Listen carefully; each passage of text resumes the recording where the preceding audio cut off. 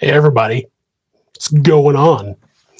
And I say, hey, yeah, yeah, I say,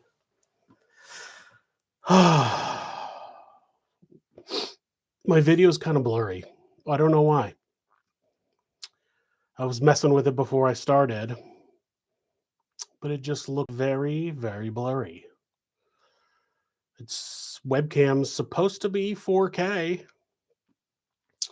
Let's see, let me pull up the settings here, and I don't know why. Adjustments, brightness, power, support. I got nothing. It's like really blurry. It's getting worse. Hmm. Well, what are you gonna do? I got voice for radio anyway. It's not like you really want to look at me that much. So, favorite video I've done. Oh man, the one I'm working on right now is pretty interesting. I was actually going to have it be a Thursday shorter video. So I get this a lot on Thursdays. My videos tend to be shorter. I get a lot of comments. I'm like, I like longer videos. Of course you do, but sometimes some videos don't have a lot of information, and I think this story's interesting anyway. So I try to do those on Thursdays. The longer videos on Mondays or the beginning of the week, and the shorter videos on Thursdays.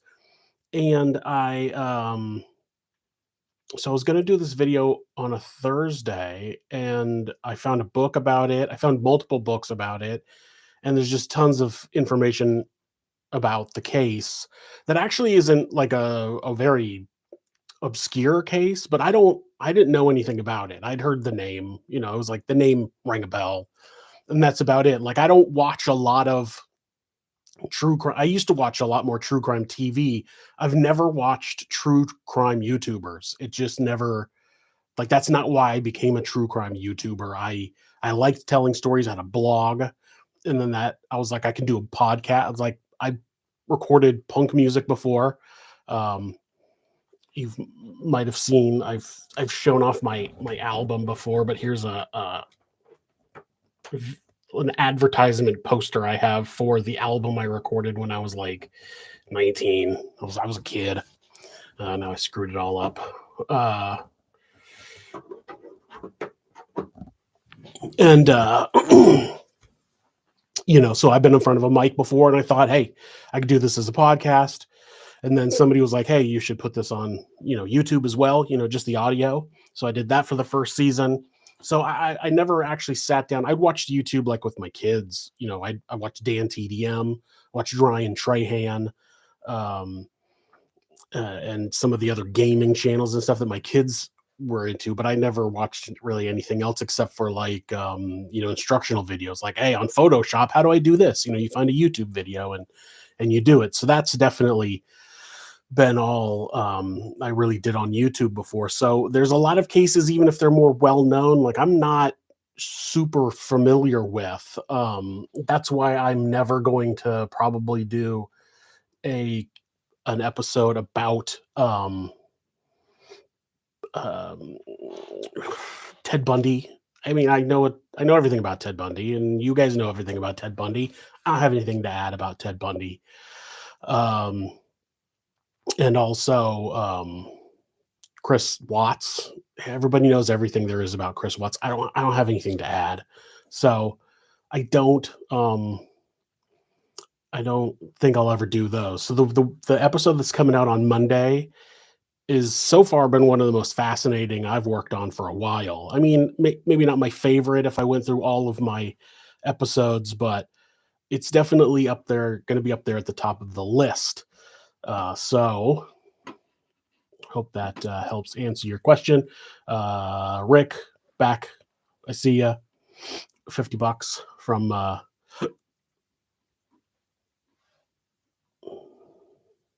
yes, Dan Wozniak, very much a monster.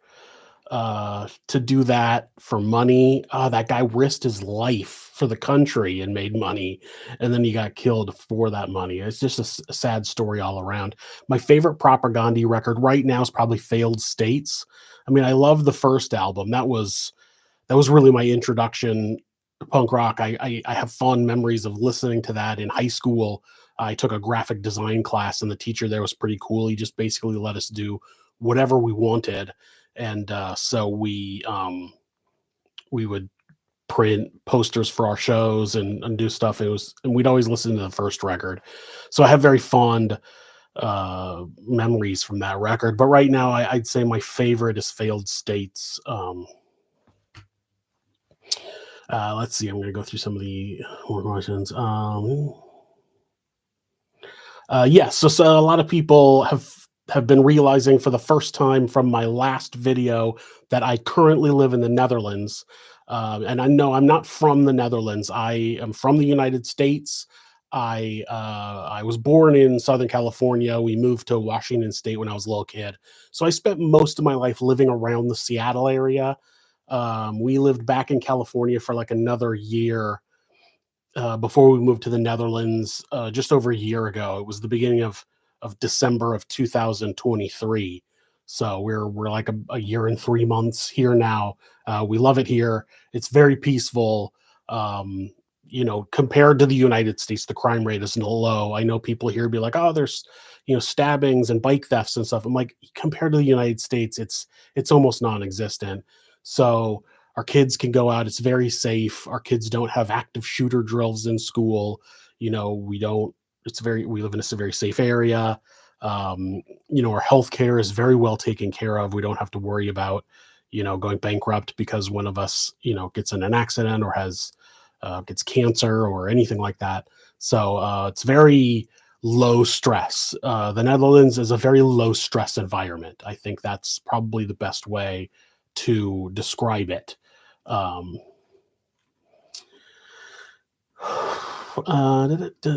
So yeah, I look like Santa. Well, I think Santa has more hair up top than I do.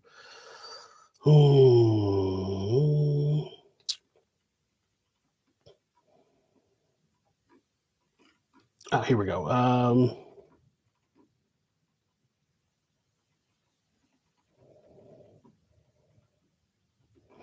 If you have a suggestion for me, you can leave it in these comments, like the last one. I'm going to, you might not want to.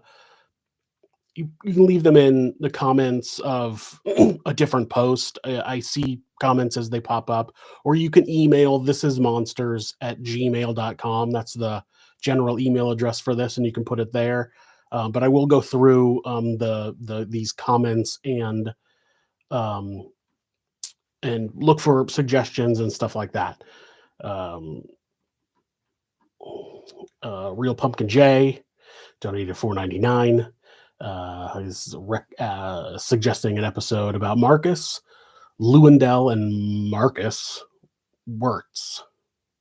I'm not familiar with that case, so it will go on the list. My opinion on serial killer memorabilia is it's a little weird. Being involved in true crime and having a good knowledge of true crime subjects, it's an interesting subject or whatever, but starting to collect things that serial killers had, it's weird. I think it's weird, but everybody has their thing. If you're not hurting somebody else and everybody else that's involved in it with you is willingly involved in it with you, do your thing. I'm not a big not a big judgy guy unless you're a person that murders people. I do a lot of judging there. But otherwise, if you're not hurting anybody else, man, do your thing.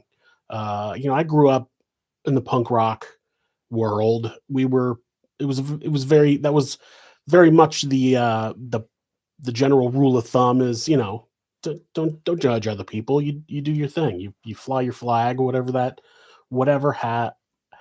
that happens to be. Do I like any new bands like Harm's Way or Speed? I'm not familiar with either of those. It does take me a while to find to I won't say discover a band, but when a band comes out, it's usually years that they've been out before I actually get to them because I don't listen to the radio and I haven't gone to a lot of shows for a while. I found, bands before because they were the openers of the bands I was going to see, and I haven't gone to a lot of shows. That's changing this year. On my vlog, I went through all of the things, the live shows I'm going to this year. I'm going to go into a handful, so there will be some band openers. But I feel like the newest, I don't actually know that there's a lot of really new bands that I can say that I have discovered recently, but I'm working on changing that. So again, if you got suggestions, throw 'em my way. I'll give them a listen. I was looking at going to a couple of different festivals, big 2, 3, 4 day long festivals. And so I was actually going through the rosters and sampling some of the bands that were going to be playing to kind of figure that out. But none of them really stood out to me, and I don't think any of them were really new either. Um,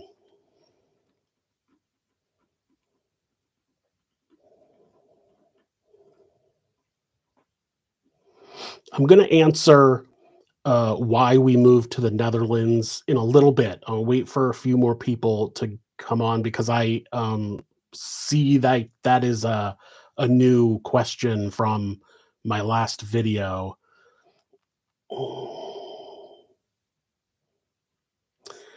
Rick, another 125, is asking if I think that revenge makes people monsters. I mean, and I don't know. Like, obviously, there's different reasons people want revenge. I try not to make blanket statements. I don't know everybody's situation. Like, everybody's situation is different. I think at the end of the day, no matter what somebody has done, it shouldn't be up to a single person, especially if that person has a bias, to decide that that person is going to be sentenced to death and then carry out that sentence. That's, we have a jury and we have a trial system because you could be wrong. I mean, there's tons of people on death row right now that are innocent.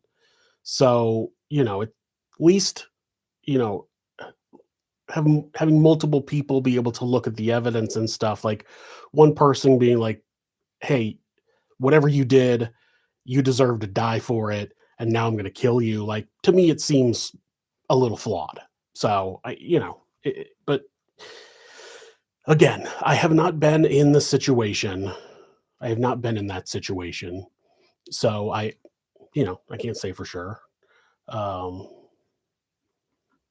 Real Pumpkin J donated another 4.99. Yeah, apparently this case they're suggesting is from a town in Germany, not close, not far from the border in Netherlands. But yeah, I'll get it on the list and I'll have a look. We'll see what we can do.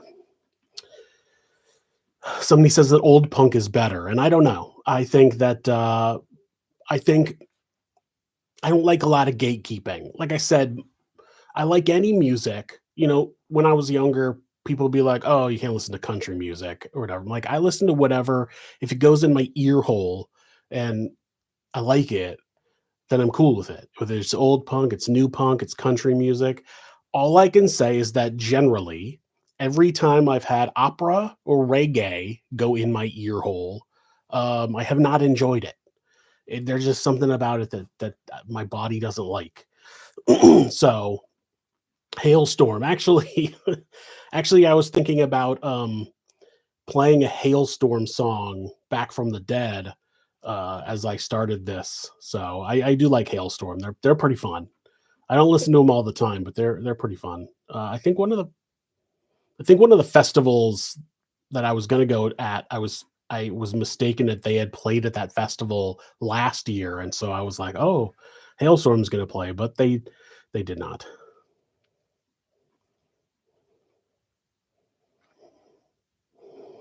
Okay, I know some people. I'm trying to jump forward a little bit.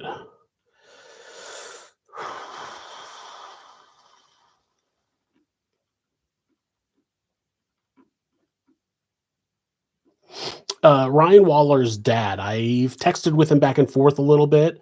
The Department of Justice was supposedly looking into it. Like, nothing's happened. As far as I know, Detective Dalton ended up retiring years ago. He retired, full pension, and then he has been back I don't know if he still does today, but within the years, he has been back teaching at the academy. I don't know what subject, probably not ethics. And he's had no ill effects from anything he's done. As far as I know, nobody else in law enforcement anywhere in the world seems to care about what he did. So that's it.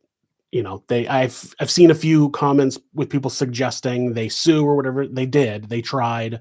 The police department brought in a doctor who claimed that the delay in treatment for Ryan would not have caused any ill effects, even though that seems to be the only doctor in the world that either I or the Waller family has talked to that has that opinion. So we're curious how much he got paid for that. But yeah, they tried to sue. They got railroaded out of it, and they're pretty much, I think, at the end of the road. The Department of Justice seems to have not want to do anything. So that's it's one of those things where, you win some, you lose some, and they lost this one. I do like Black Flag. I'm a fan of Henry Rollins.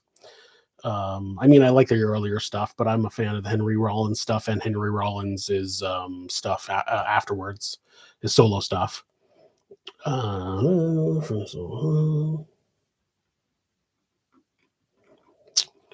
Uh, Ron Young, $5 Canadian. Thank you very much. Um,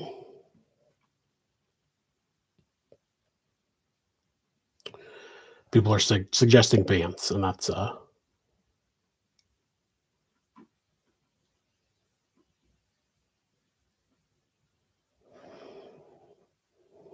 any anybody wants to suggest any case, it's fine. I sometimes I don't get to. It might take a long time for me to get to case, or I might never get to the case because there's too many.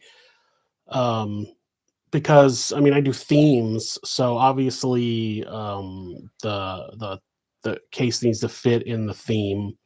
I'm actually going to take a couple of weeks off between the current season and the next season and just kind of throw some cases that never seem to fit into a theme that I've been sitting on for a while. But other than that, I basically pick cases because they're interesting to me. Like they are, it does, like, I don't have any thought of whether somebody else has covered it recently or if it's been covered a lot, with the exception of if it's been covered so much that I know enough about it. Like if I know a lot about it, then I'm not interested in researching it. Generally, I cover a case because I'm interested in learning more about the case, even if it's well known to other people. So Monday's case might be well known to some people, but I'd only ever heard the name. The name was just familiar, and I didn't really know anything else about the case. And so covering it, me doing the research and writing, I've learned, all the details about this case, which have been fascinating to me. So that's my motivation. Obviously, it fits in the theme, and then it's something I'll kind of learn a little bit about the case, and I'll be like, that case sounds interesting, and I will do it because I want to know more about the case. Um, so that's the motivation there. So when you suggest a case, I mean, it's not that I don't want, I might not want to do it. It just doesn't fit in, or maybe I look into it and I'm just not that interested in it. I mean, I'm sure there's types of crimes that are less interesting to me than others based on my life. I mean, the reason I started doing this was because my dad was a horrible shitbag and his dad was a horrible shitbag. And I was just like, why do some people turn out this way? And then I found out that their families before my grandfather were great people. And I was like, I didn't turn into a criminal for the most part. So, I was just like, I'm curious about that kind of stuff. So I'm sure there are types of crimes that just don't hit for me to be interested in the way that others do. So it might be, it's like I'm not interested in, like, somebody says, like, do this political figure who, there was like, they put something into place which caused a bunch of, like, it's kind of like that just might not be interesting to me. It's not because I care or don't care about politics or whatever, or like I'm trying to protect one side or the other. Like it just has to be interesting to me. And based on how I grew up, I'm sure that some types of crimes are just more interesting to me than others. But I do try to get out of my comfort zone. Sometimes I will do a season because there's a couple of cases that I'm interested in, and there's a couple others that might be different than what I normally do. So I try to switch it up. I don't want everything to be the same. I've actually ended a few seasons early, like serial killer season. I probably could have done a couple more weeks, but it just felt like the stories were all kind of becoming the same. So I ended it a little early. So that's kind of how things happen. Uh, Rick, another 250. With a suggestion from Rolando Mendoza. Um, I'll add it to my list. Suitcase Sarah, yes, I covered her, but it was long before she was. It was real quick. It was just when the story came out. I just thought it was. It again. I just thought it was interesting. I generally try not to cover cases where the person hasn't been convicted because I want to call them a monster and I want to be sure that that's justified. Um, so generally the person's either convicted or they died at some point before being convicted, but it's pretty, we're pretty sure they did it. For her, there was a video of him in the suitcase or whatever. It seemed, I mean, obviously what happened. So I just did a quick video about that. I think right as she got arrested. So I haven't really talked about her case since she was convicted and all her court legal proceedings happened, though. I've only done one um, update. That was for the Lori Fallow her husband. I did that case before anybody was convicted, but she did it. And then they found, the bodies obviously, and they were convicted. So I did an update to that. But I might do an update for her, but feels like it got a lot of coverage and I'm not super interested in hashing it out if nobody wants me to or whatever.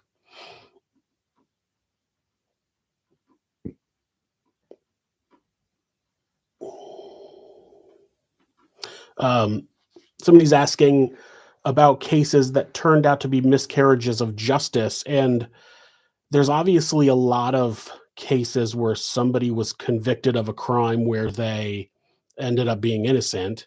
So even me waiting for somebody to be convicted, it's it's possible they didn't do it. I mean, I never covered um sorry, as I get older, my brain deteriorates more. And famous, mother who drowned her kids, and she ended up getting transferred to a. She ended up getting her conviction overturned, and she was transferred to a psychological hospital. Andrea Yates, there it is. And it was before her conviction got overturned. I think when I started my first season of Filicide, I think it was before her conviction was overturned, but I was just like, I don't know. It was kind of like, so somebody's convicted and the evidence, obviously half the people I've covered still claim they're innocent. Like Chris Porco says he's innocent. There's no way he's innocent. So, I think, y- there's a lot of people obviously that have been convicted and then later it's found out that they were not the person involved. Now that would be an interesting season. I feel like there's a lot of cases that I could cover where somebody else ended up getting convicted and the person that was convicted was proven innocent. I've never actually, one of the podcast ideas I had when I started this show as a podcast was to talk about people that had been released. I mean, like you can go to the Innocence Project and just find lists of cases where they have gotten people out of prison and found them. Especially, and it gets like there's more and more of them because as DNA and familial genealogy and stuff come along, like they can prove that it wasn't them more. So I was going to just do cases of people who had been wrongfully convicted, whether they found the real person or not. But definitely, I think I would do a season of people who were wrongfully convicted, and then the real monster was found and um, um, convicted. Do I miss doing Somewhere Sinister? I do. I love history. I love working on history, and I'm actually doing a little of that with my vlog. For my son's birthday, we went to Arnhem, and we went to the museum. There's two museums there. There's the Airborne Museum, which talks about the Battle of Arnhem, and then there's the museum that's right by the bridge that they were trying to defend. I took a lot of pictures, and I'm going to do a little video over on my vlog about that. And then I'm going to try to do a little more traveling, going to places and talking about the history of those places. So I'm I'm I'm filling that. I'm scratching that itch a little bit still. So it hasn't been too bad, but I do miss it. I feel like I would have to completely stop doing this show and then put all of my energy into Somewhere Sinister to really do it the way I want to. Me and my friend who started it, the way we really wanted to do it, probably would be a full time job. But you know, you win some, you lose some. Rick, another 50. Ooh. Difference between Juliet Hume and Charles Harrelson? I don't understand the question. Um, I don't, yeah. Is that a question? I don't understand what you mean. There's a difference between Juliet Hume and Charles Harrelson. I feel like they're not even remotely the same. So if you can clarify, you don't have to donate. I'll answer, clarify, and then I'll answer. Uh,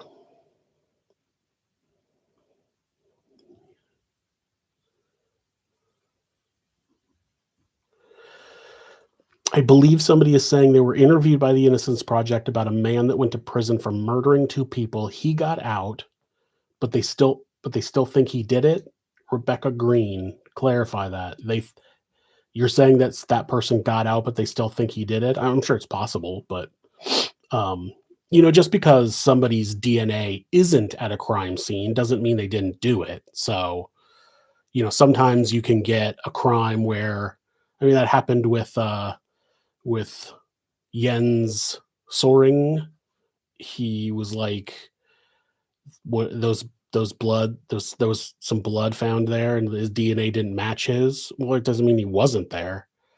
So, I mean, having DNA there proves you were there, but the lack of DNA doesn't prove you weren't there. So, I'm sure some of that can get mixed up, but you never know.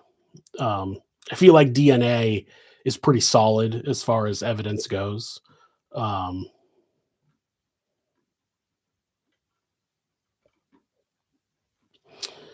Sorry, I'm trying to read everybody's, but it's jumping around.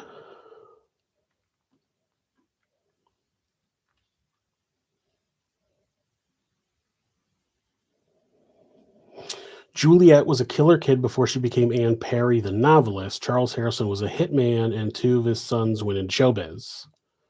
I, I, I don't know. I don't see a connection. I mean, I don't think that. I mean, Charles Harrelson couldn't have had any control over what his children ended up doing. Like thinking they were still teenagers, I think, when they last had any contact with him before he became a serial killer, or not a serial killer, a contract killer. So I mean, I don't know. Charles Harrelson would have had no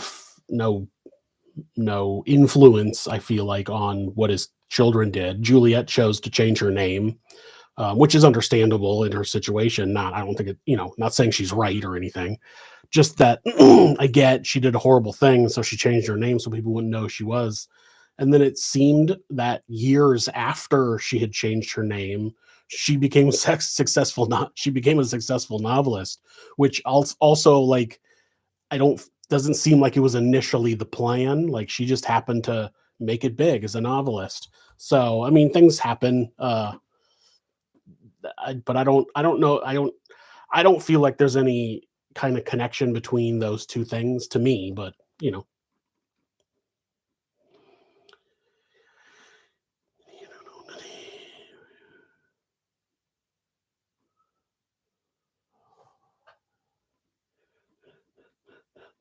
I already. Let's see. I'm trying to also look to see if somebody answered about. I might Rebecca Green. So I might miss it. There's a lot of this is in the United States. I'm not sure what happened with that. Sarah Banana donated 1999. Yes, is I hope he doesn't.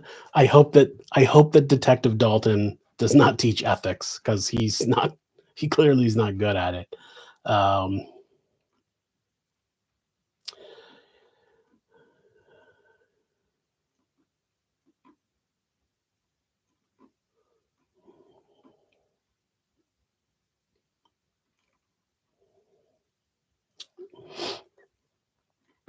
see, Vanity Whittimer, €3.49. Thank you.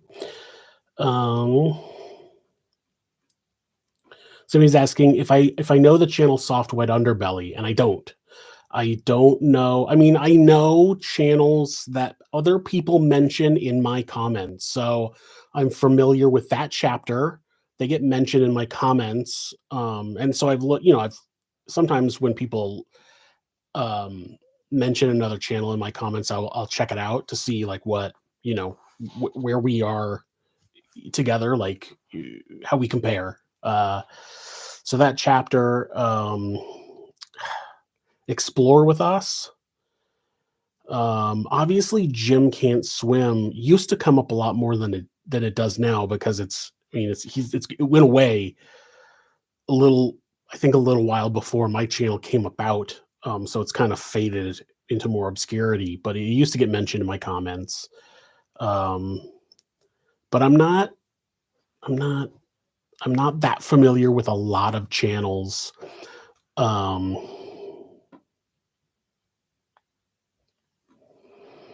so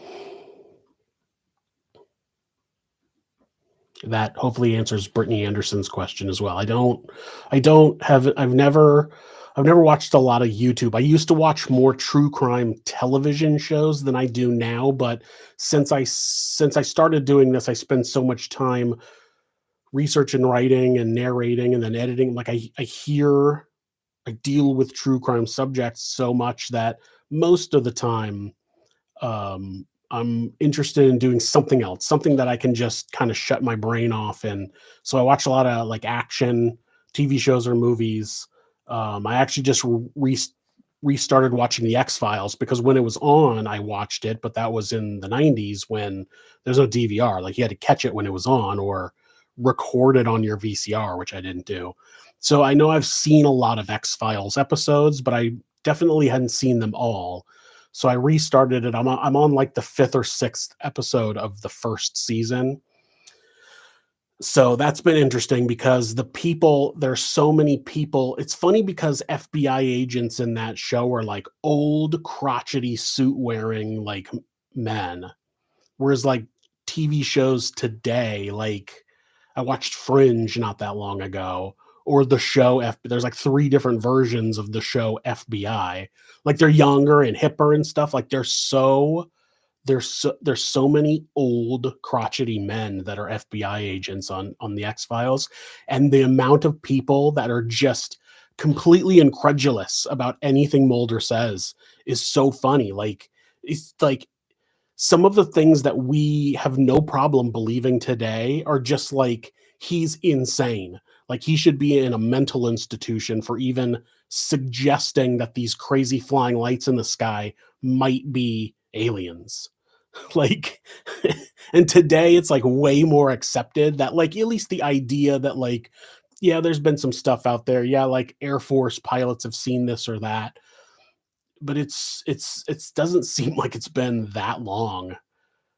Though I guess it's been like 30 years. It's so it's interesting to watch Scully be so close-minded, just be like, "That's impossible, Mulder. That's not possible." So I've been enjoying it for pretty much that reason alone. But yeah, so I don't watch a lot of stuff on YouTube.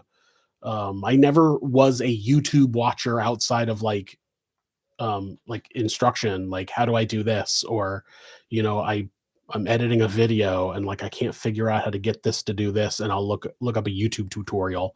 That's where I get most of my YouTube viewing happening. Um, I don't really have an opinion on the handling of the Green River Killer. I don't. I mean, I'm being somebody who lived most of his life in Washington. I obviously am pretty familiar with the Green River Killer. Definitely not as much as Ted Bundy. Ted Bundy has been like shoved down everybody's throat. There's like four movies about just there's just a ton of Ted Bundy stuff. Green River Killer, I'm pretty familiar with, but I don't know like a lot of the intricate details of the River Killer case. So it might be something I look into eventually. So I'm not super familiar with that or how anything happened with polygraph tests and stuff. So I'll make a little note with that and those details because I probably will want to learn more about the Green River Killer. Um, okay, Rebecca Green answered. The man of the Innocence Project got out, and the Innocence Project thinks a serial killers in the 80s did it. Okay, that's what I thought. I think the Innocence Project has a pretty good track record of getting people released from prison who are actually innocent. That's something interesting. I'm going to make myself a note to look up. Are there any cases from the Innocence Project where they got somebody out of prison and it ended up being proven that they were guilty or that person reoffended? I'll have to look that up, but I don't think so. I think they have a pretty good track record. Um, ooh, ooh. Let's see.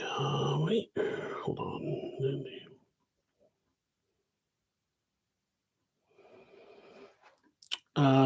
More people are asking about why I moved to the Netherlands. I'll get to that in a few minutes.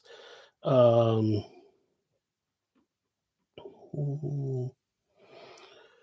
same person's asking me about politics in the United States. I'm not rooting for anybody to be hurt. I unfortunately think that things are taking a turn where people are going to get hurt, and that's unfortunate. Sometimes that's what's needed to incite change. I mean, I don't want anybody to think I think anybody needs to get hurt. But sometimes extreme things happen in order for change to be realized. But I don't want anybody to get hurt. I am not rooting for that. I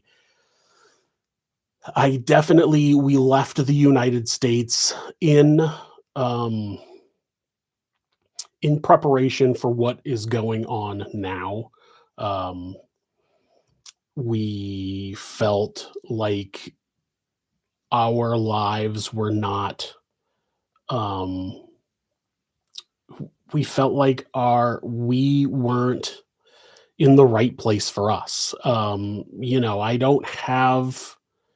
don't have that thing in me where I don't like the idea of there being a bunch of lines in the sand and everybody's like, this is mine. Like I have a very broader idea of life, and we're all human beings and we all just like I think people are very narrow. They're like, I live here in this one spot and this is mine. And I'm like, we're on this little tiny rock hurling through the vastness of space. We are all just the same kind of being surviving on this one rock in in infinite space. And so I feel like we should be cooperating more, and this idea of like, this is my area, you guys over there can't come to this area seems weird to me. So I've never so at the same time I've never been like, oh, I'm an American and that's all I could ever be. Like I was just born there. I didn't have any choice. I didn't like there like I had nothing to do with it. That was just where I was born. Um, and it was a decent place. I didn't I had some problems, especially when I was younger. Um, and I had a lot of opportunities. But as I got older and as I had children, me and my wife didn't think that it was the right place for us, and we wanted to try something else. So we left, and we've been happy with that decision. We feel safer. We feel like our children are safer, and we feel like we get taken care of as human beings more here than we did over there.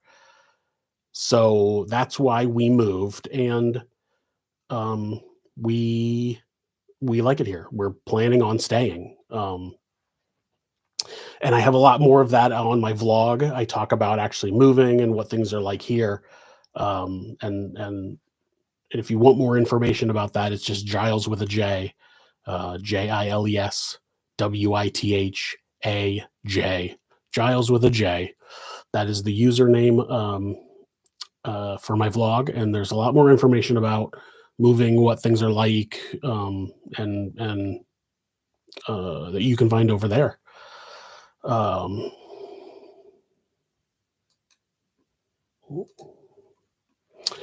Joanna donated 19.99.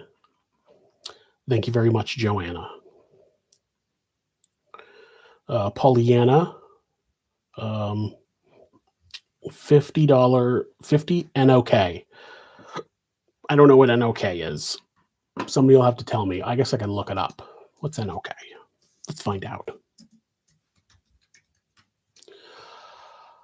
No, this exact same thing happened during the last live stream. So this is a good example of how bad my memory is. Because as soon as I saw a Norwegian krone, that's when my brain connected. So yes, I thank you, Pollyanna. I'll try to remember from now on. NOK is the Norwegian krone.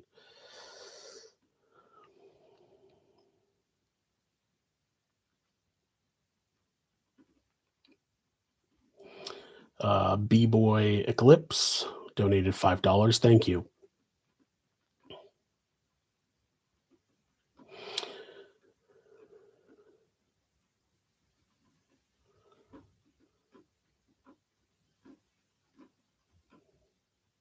I have heard of Coffee House and Crime and Mr. Ballin. Both of them, as far as I can tell, are good channels. I mean, I don't have any like ill will or competitiveness against any other channel. Like sometimes people will watch an episode of mine and they won't like how they did it, and so they'll be like, "Oh, so and so did this better," or whatever. I'm like, "Okay, that's cool. Like everybody does it different, and that's fine." Like I don't expect I don't expect to be perfect for everybody. Some people seem to really like my channel. It's their favorite. Some people like my channel. It's like second or third or 10th on their list. And they're like some others. Like nobody's gonna be perfect for everybody, but that should be good. Like I think it's good to have some variety of how channels operate differently. So I just keep rolling on the way I roll. So if you like it, please watch. If you don't, it's fine. You don't have to. I'm not I didn't I don't know. I didn't start doing this for like to become a massive YouTuber. I just wanted to tell some stories. So I did.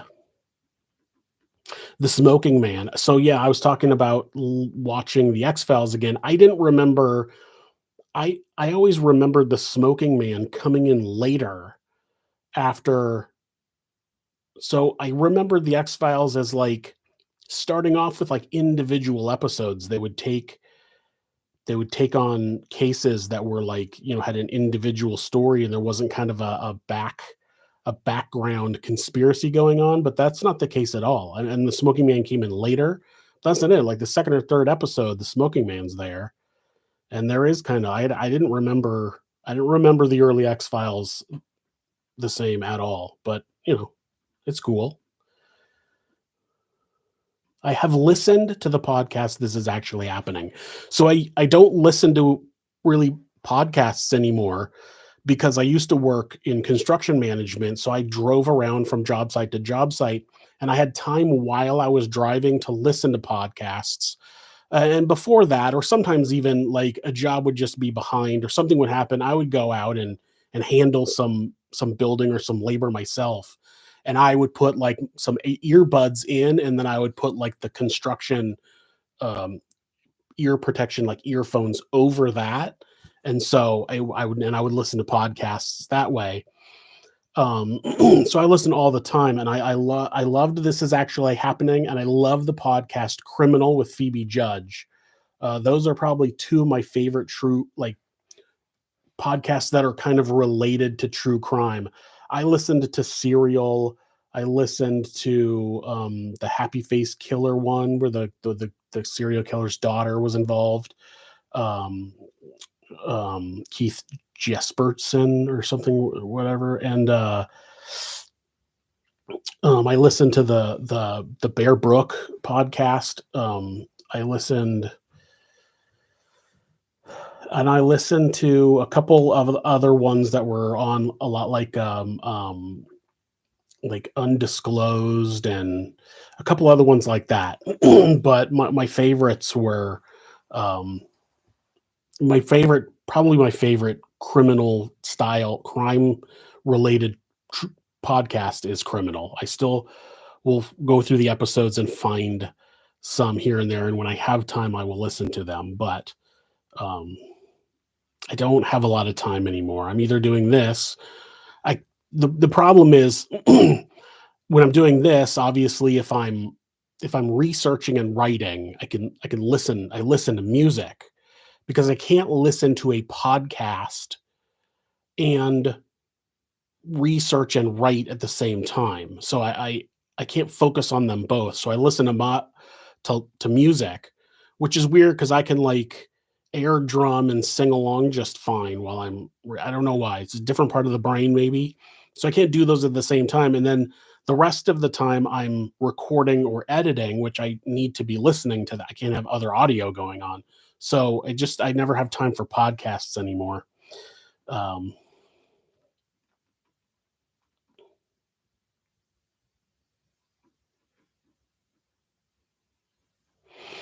Somebody asked what I make of a recent trend of conspiracy theorists getting into true crime and rallying around people like Brian Koberger and Richard Allen. I'm not actually that familiar with that. I don't spend a lot of time. I don't. I don't read the news. I don't spend a ton of time. I feel like I spend more time on social media than I should. I feel like I'm wasting my time on social media, but I don't. Most of that is the people I follow are like comedians. Again, like when I get done doing what I'm working on, I try to get.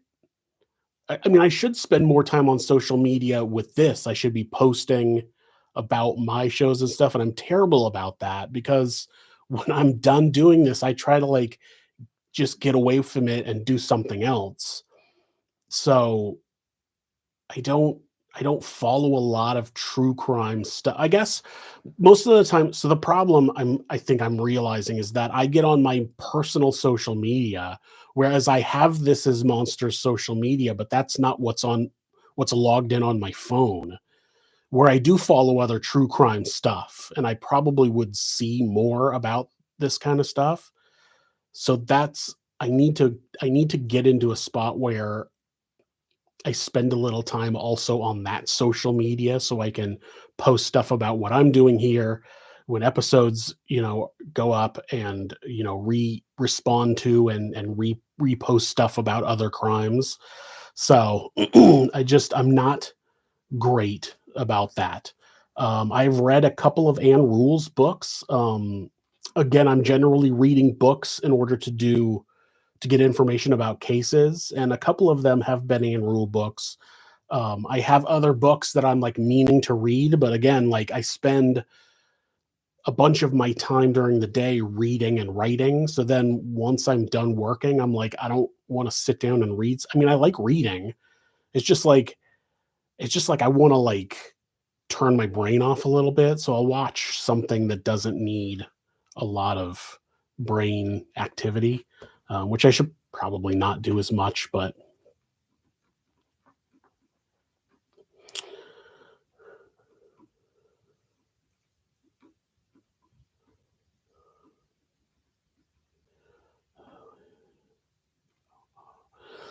Scout November Light, €4.99. Thank you. Rewatching Twin Peaks. I unfortunately never was a fan of David Lynch stuff. I have some friends that are very arty and love that, and every time they suggest something, I'm like, like the David Lynch stuff I've watched, I'm like, I'm not into. I'm just not into like kind of nonsense. I mean, it's I mean, I know it's not nonsense, but it's just like I don't know. It's not for me.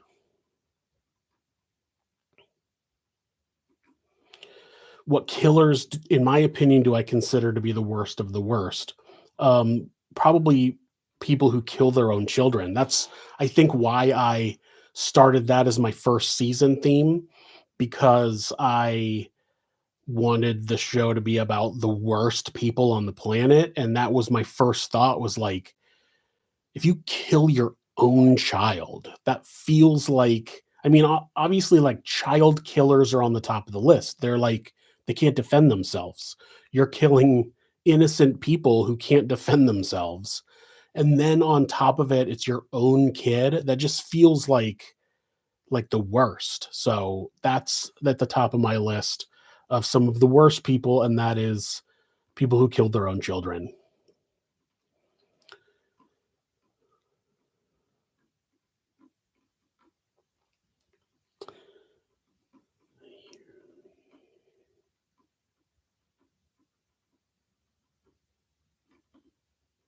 Sorry, I'm going to read through some of these comments real quick, try to get caught more up to where they're at.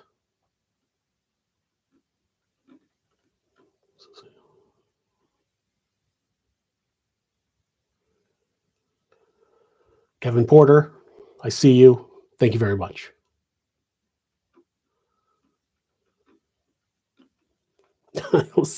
Somebody called me Niles. Sometimes people will apologize. They'll spell my name wrong or call me Niles or Jules. Autocorrect.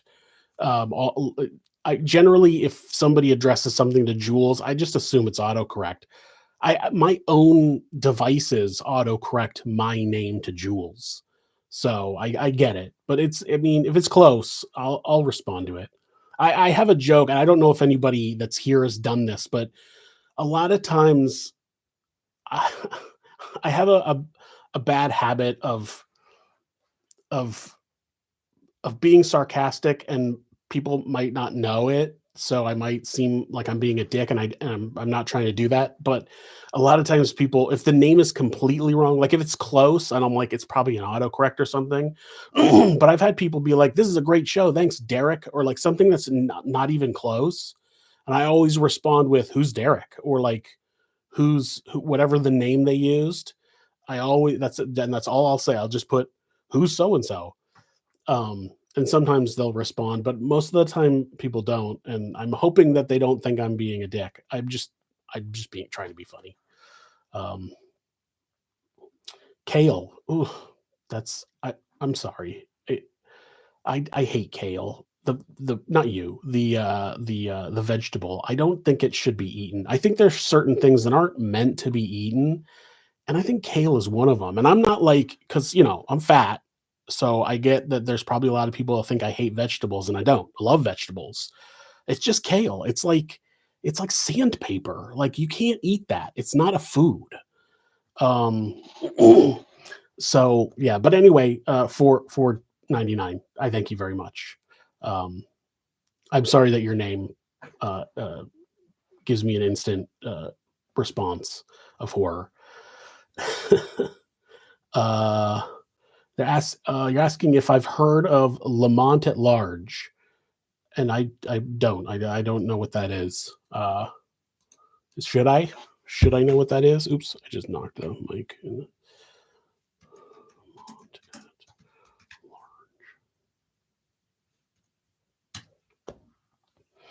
Lamont at Large. Oh, it's a true crime YouTuber. Yeah, I don't know most crime YouTubers, or I haven't heard of a lot of them, but I think I assume that most of them are good. It says he's got 613,000 followers. Cool. He sounds like he's doing good. I encourage anybody who's also working on their own thing, man. Do what you enjoy doing, and if you can make some money doing it, that's great. Like,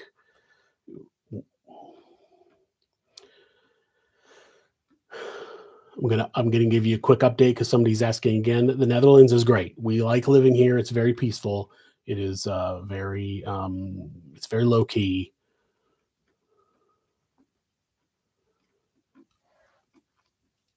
Yeah, I'm also not a fan of collard greens or okra. I could never get okra.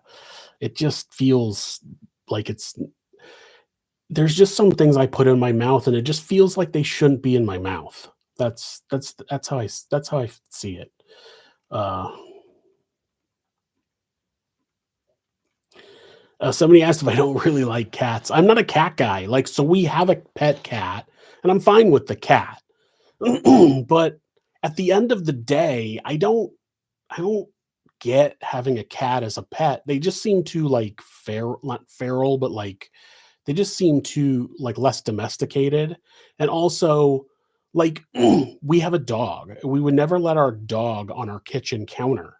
That seems disgusting. But I catch our cat on our kitchen counter all the time. The cat was just in the cat box walking around in its own piss and shit, and now it's on my counter. I don't like that. Call me crazy. And like, how do you keep your cat? Like, I'm asleep. How do I keep my cat from going downstairs? I gotta lock it up at night. Like, nobody locks their cat up at night. They let it roam around their house where it's walking around with its, cat box paws. So yeah, I mean, our cat's cool.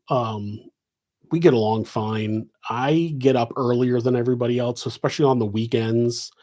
The cat will come up near my office and will like I'll open the door and she'll come in here and like rub along the table legs and stuff. Like, it's fine, but I'm not like, if I lived on my own, I would probably never go out and just get a cat. It's just not my thing.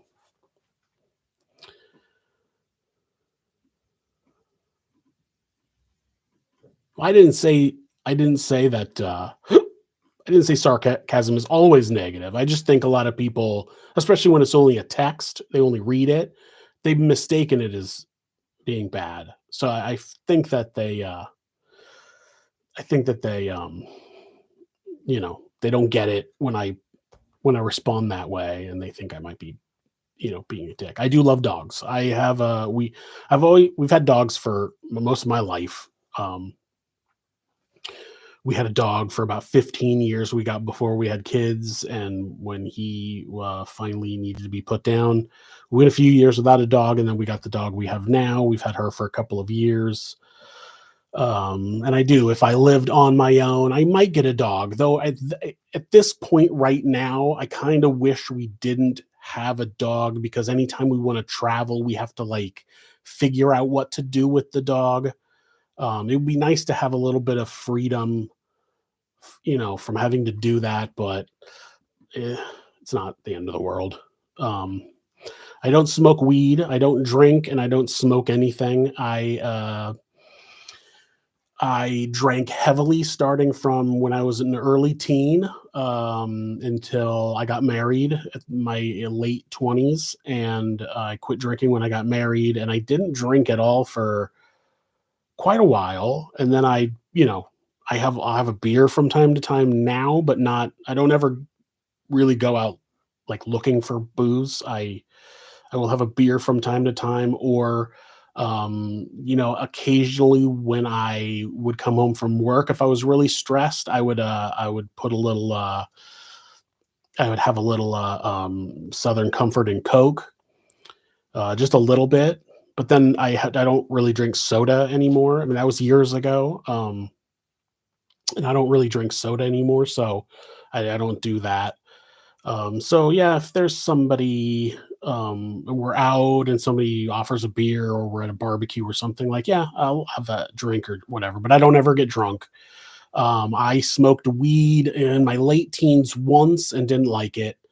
And then when it got legalized again in Washington State when we lived there, I suffer from anxiety and depression, so I tried it with the vape, and I just don't like it. It's just not for me. So I don't do any gummies or any other edibles of that type. And I've never really been the type of person that did any other kind of drugs. I was just a heavy drinker when I was a young adult, and then I kind of got over that. So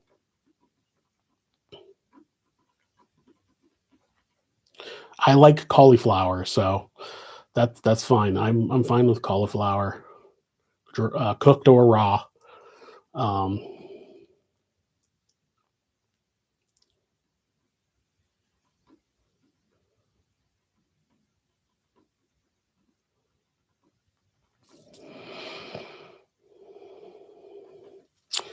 I I'll I'll I'll do that at some point. Somebody's asking me to get my cat and dog or whatever, but it's kind of a hassle. And I have no idea where my cat is. During the day, my cat disappears somewhere, and I have no idea. Um,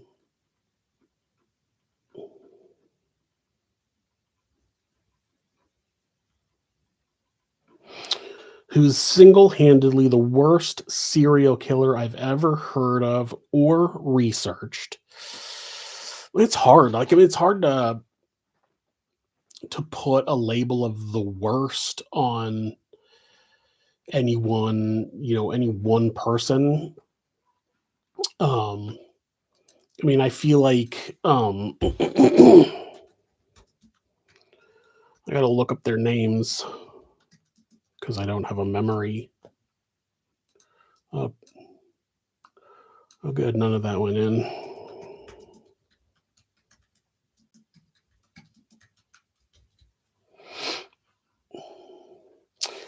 I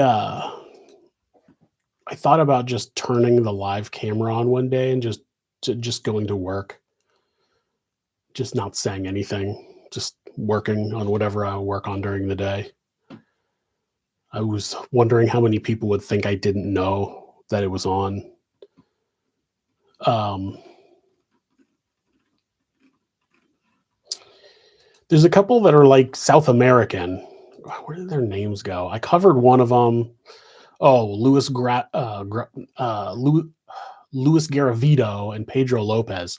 I covered Pedro Lopez, and I mean those that was a pretty rough case. I mean, he killed like 100 kids. I mean, he was also like targeting children. So it's like I get there's a lot of like crazy serial killers who have killed a lot of people, but I'm like this guy killed hundreds, and same thing with Luis Garavito. He killed like 140 like children, like between the ages of 6 and 16. So I have not researched. I know about uh, Luis Garavito because he's kind of like synonymous with Pedro Lopez. When I did that story, they're both like from Colombia and have a lot of victims, from the same areas. So I know about them both, and I feel like those are probably at the top of the list just because of so many children they killed. So that's up there.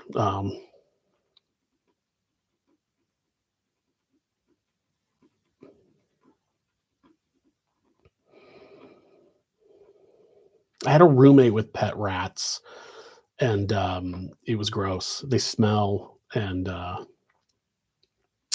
not a fan of it. Same thing with reptiles. My son has a pet frog, which is fine. He doesn't smell, but I've had roommates and stuff with like pet lizards and snakes and stuff, and like they just have a weird musty smell, and I cannot. It's not for me.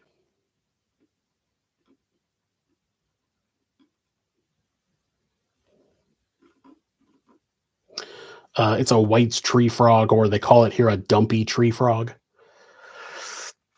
Um, Ferrets also, I don't like the smell of. I'm actually the only thing I'm allergic to is rabbits. I'm not allergic to any foods or anything. I'm allergic to rabbits, but that also kind of includes guinea pigs and chinchillas and those kind of animals. So I generally have to kind of avoid that area when we go to the pet store. There's a really big pet store here that sells, that's where we go to get the crickets for my son's frog. And then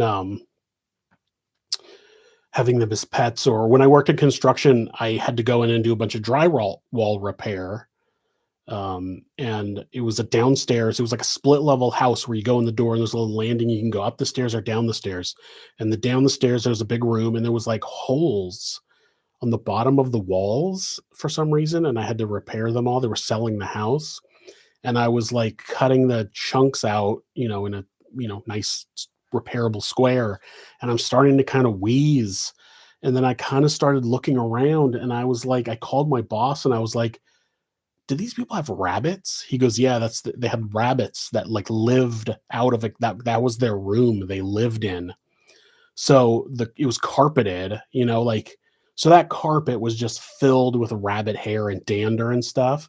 I had to leave and go get some antihistamine and then just like lay down and like wait for it to pass. It didn't get bad enough where I like needed to go to the hospital, but it definitely like I was like wheezing and like struggling to get big breaths. So yeah, I guess I got to be careful. I don't know. I've never tried to eat rabbit.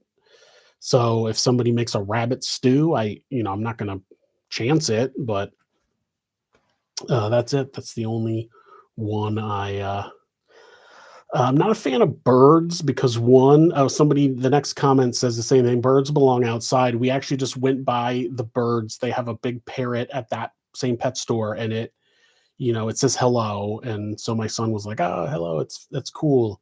And I was like, yeah, but it just seems mean to have a bird in a cage. Like, I don't know.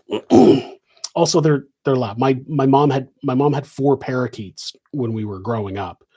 It drove me crazy. I don't think I could ever have another bird because I'd probably have flashbacks. Those stupid parakeets. I used to live in Portland, Southwest Portland, right off Foster.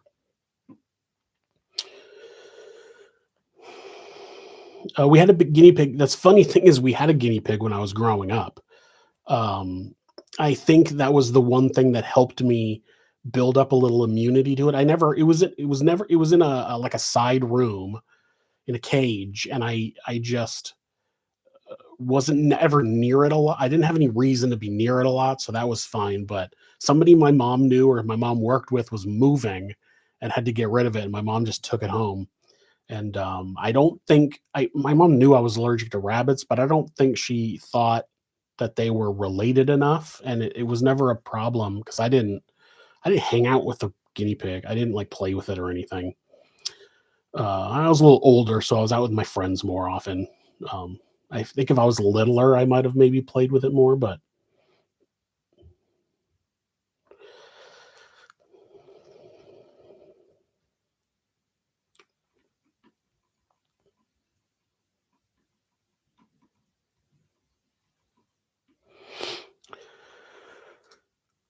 what do I miss about the USA?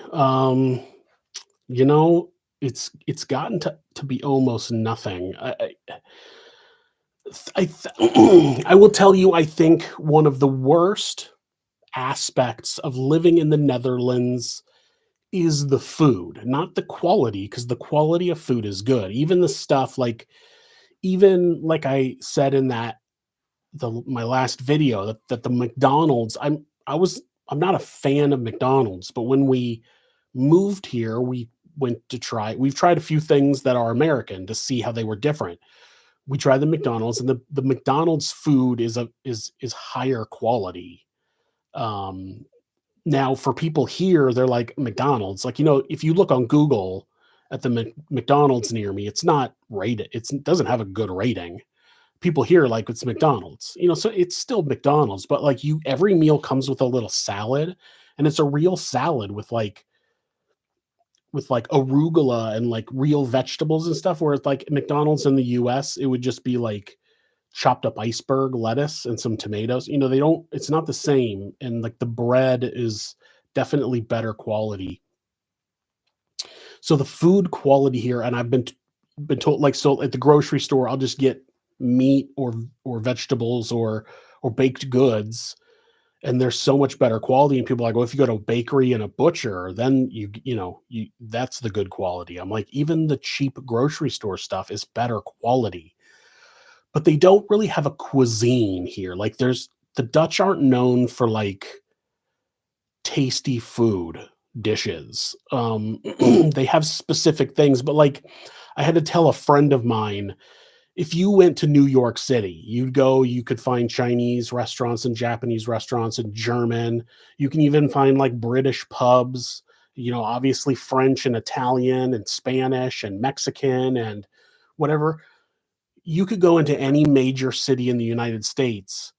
Never once will you find a Dutch restaurant. There's no Dutch cuisine. It's a lot of like eh, there's a lot of like kind of mashed potatoes with some meat on it. It's very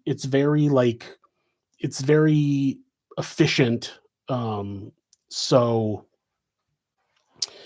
the country's not known for cuisine. So obviously I miss good hearty food dishes like a beef stew or like biscuits and gravy and stuff, something that's like nice and hearty. Like, they don't have a lot of that here, but there are other places outside of the US that I can get that. So like I've been to the UK a couple times, had some great food. So my friend was in London in October, and I went there. We went to the London Comic Con, and he was like, it was funny to him because when he got back home, he lives in California now. When he got back home, England isn't also known for being like the best food in the world.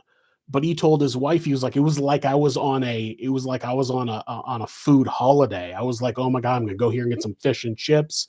I'm gonna go get a meat pie and like just good food. And it's just you can't get here.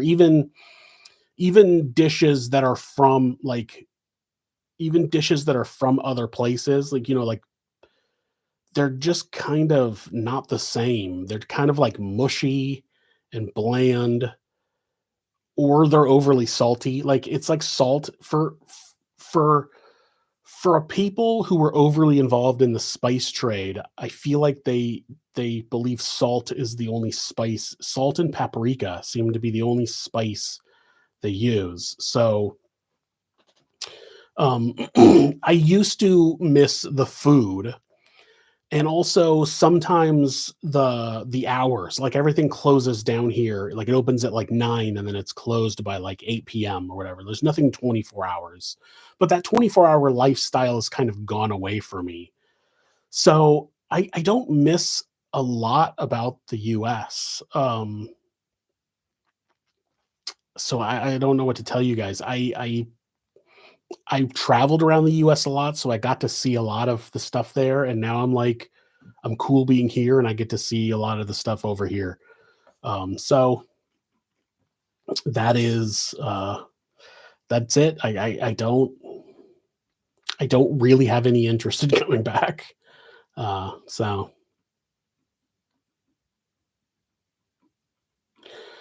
I didn't vote in the last presidential election. My wife, had a mail-in ballot or she did have a ballot because we're technically still US citizens. I'm I'm technically still supposed to be paying US taxes on my income. The United States is one of the very, very few countries where your taxes are based on your citizenship and not on your location where you make that money. So just being an American citizen, no matter where you live in the world, if you make money, they want to tax you on it. Obviously, there's a bunch of stuff where you get not write-offs, but like there's deals and stuff where you don't actually end up paying a bunch of taxes to the US. There's agreements and stuff. You got to have it all filled out, but it's you technically you have to file your taxes or whatever. So since we are taxed, we also are required to have representation. So we still are allowed to vote. I didn't. My wife, I believe, did, or she tried to. I'm not sure if the ballot got in on time. I'm not sure, but that was it. I don't plan on voting again. Um, when we're able to apply for citizenship, we're planning on doing that, in which case we have to renounce our US citizenship. So,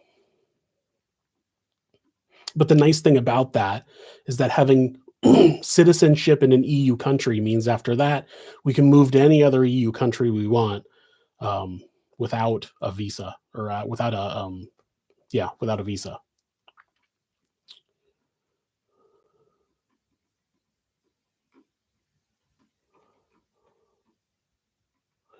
Portion sizes for food in the Netherlands are smaller. Yeah, kind of. I haven't noticed that they're that much smaller, but I also didn't go to those crazy extreme restaurants where you can go to some like Texas Roadhouse and get a hamburger the size of like, half a football stadium. And so I generally ate at restaurants that were, I don't know, pretty standard, and they seem big enough here. I don't know. Um,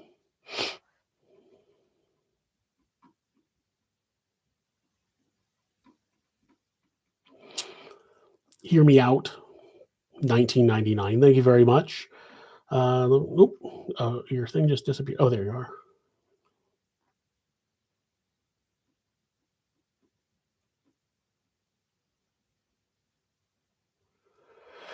You can say whatever you want. Hear me out. You want to emulate something I do or use a little clip of something. I've had other people ask, and like they were gonna take a little clip of my theme song, like extract it from YouTube. I was like, give me your email address. I'll send you the file.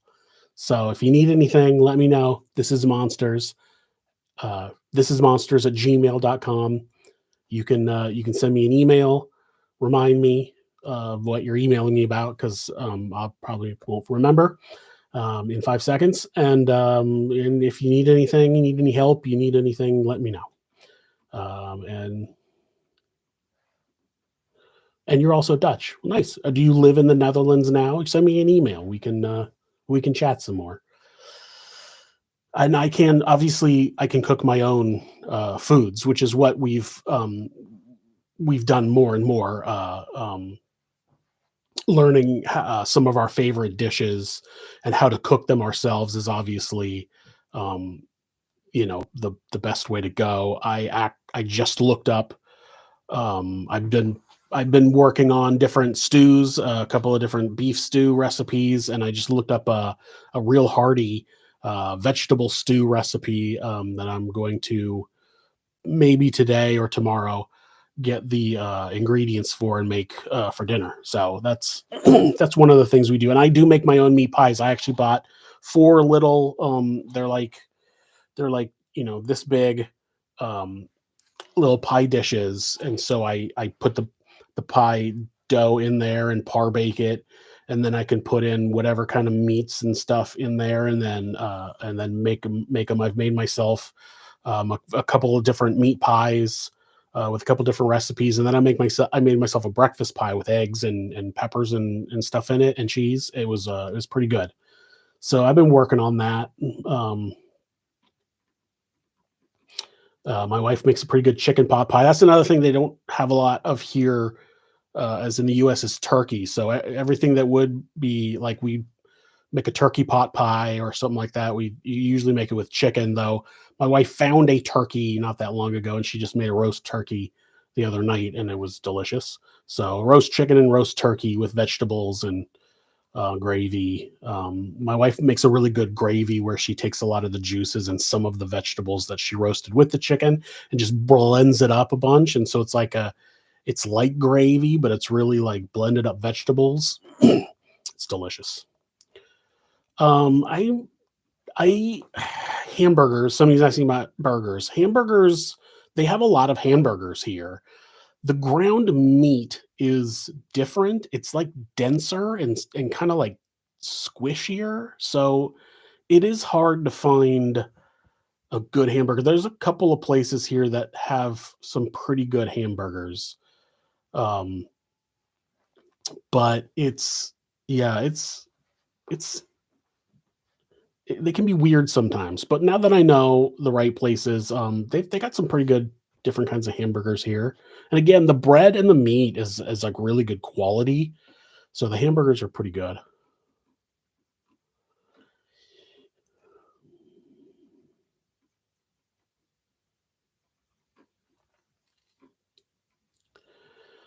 What made me start This Is Monsters? I've told the story a few times, so if you've heard it, I'll try to make it quick. But I come from a background where my father was a horrible dirtbag, and his father was a horrible dirtbag.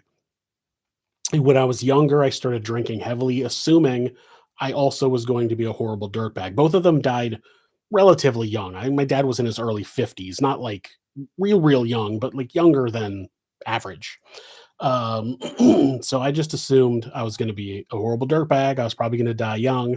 I would drink and be reckless because I was like, meh. And then I found out later that my grandfather, the family before my grandfather were great people. Something was wrong with my grandpa. He moved my dad and my aunt and his family away from them. They were from Arkansas. He moved them to California away from them and never let them talk to them and was completely abusive, which turned my dad into an abusive piece of crap. And then, you know, I guess I broke that cycle. I was not that way. And I was always very interested in what makes somebody become a criminal and then somebody not a criminal. And they're kind of brought up the same way. And so I was always looking into true crime stories and I had a blog. I just was writing about them. And then I thought I used to be in a band and we recorded an album and I was like, "Oh, I can talk on a microphone." So I started a podcast and somebody suggested, "Hey, you should put that on YouTube." So I just put the first season. If you go back and find one of the early episodes from the first season of this show, there's no pictures, there's no images. It's just like a little waveform as I talk. And then as the second season came around, I started putting up pictures and then I started in doing more video editing and it just became more of a YouTube show than a podcast. Though you can still find it as a podcast if you just like to listen. So that's how it became what it is. I wasn't a true crime YouTube enthusiast before. I I didn't set out to become a YouTuber. It just kind of happened, and that's the way it is. My kids do watch YouTube. They watch YouTube probably more than any other type of television, and that's the YouTube I've seen before. So before I start was on YouTube, the most YouTube I'd seen was Dan TDM, a couple of different, families that did kid stuff or video games, especially when they were really early. Now one of my kids likes Ryan Trahan, Unspeakable. Um, I know that they've watched the really big one, Mr. Beast, but I haven't been around for a lot of. I know who Mr. Beast is, but um haven't seen a lot of my kids watching it a lot. Um, and then a lot of what's the other one? The lady Lauren Z side. Watched a lot of Lauren Z side with my kids. So yeah, that's the most YouTube I've watched. Um, Somebody says I'm so normal. Yeah, I'm not. I'm not very, but it's okay. Uh, oh, somebody's asked this also. What's the price of eggs? Um, I have no idea. I don't. I go to the. Right now. I mean, I can look it up. I I go to the store. I have the grocery store app on my phone, so I can look it up. I go to the store and I just have a routine where I buy mostly the same things. So I don't really pay attention to the price. Like I'm not just buying willy-nilly, but I don't I have the set things I need, and sometimes I'll see a couple other things I wanna try, and that's it. So I'm like not I don't really focus in on what the price of those eggs are, but I don't think they're as much as they are in the US. Um, Let me see if I can find it. Let's see, eggs.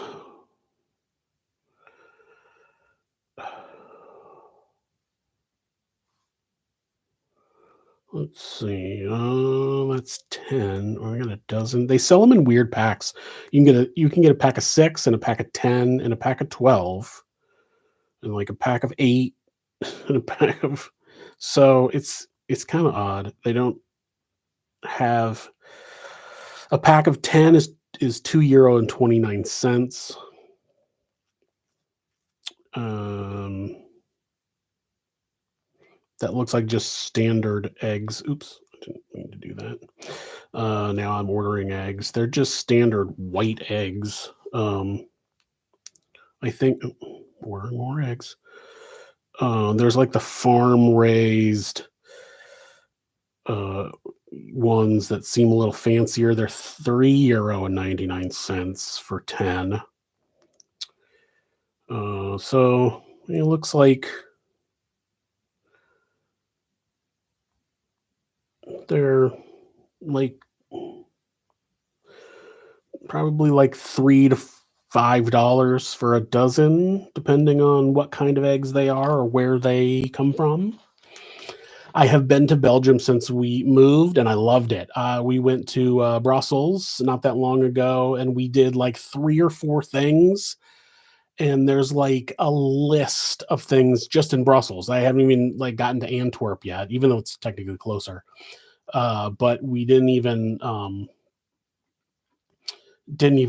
just in Brussels, there's like 2 dozen things we wanted to do. We got to do like 3 or 4, and we came back, and it was like such an easy train ride too, so we gotta go back soon, but there's so much going on. We have a ton of stuff coming up. I've got, um, just got tickets to see Cyndi Lauper on her farewell tour, but she's not coming to the Netherlands, so we gotta go to Dusseldorf, which isn't bad. It's like a couple hours on a train. So on the 26th, we get to go to that. The next month, I'm going to see the Descendants, and they're playing with the Circle Jerks. So, and a band called Negative Approach, which I've heard the name, but I haven't listened to yet.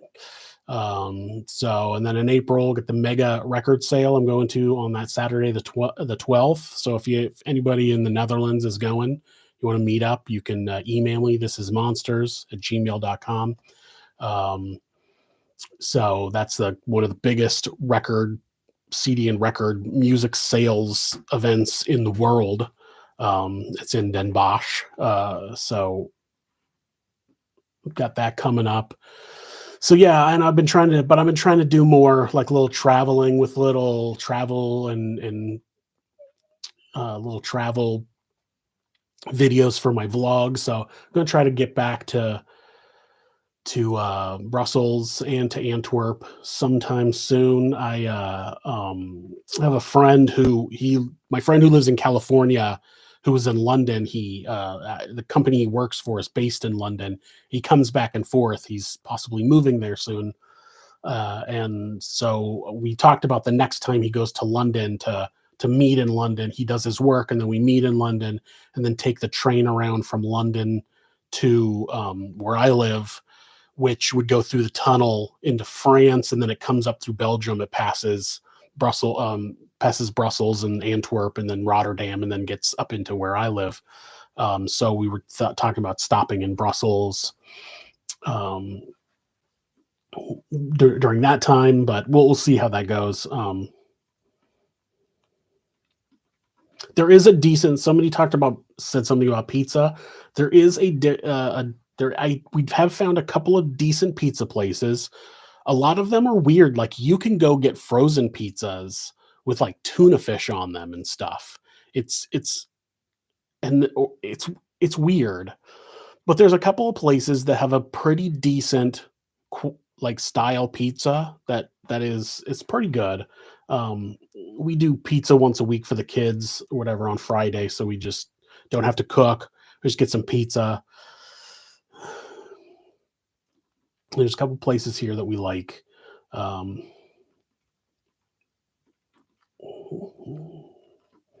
okay, we're going back. Okay. Yes, there's also a podcast version of this. You should be able to find it on Apple Podcasts, Spotify, any of those podcatchers you use, like Podchaser. Um, I have one on my phone, Podcast Addict, and uh,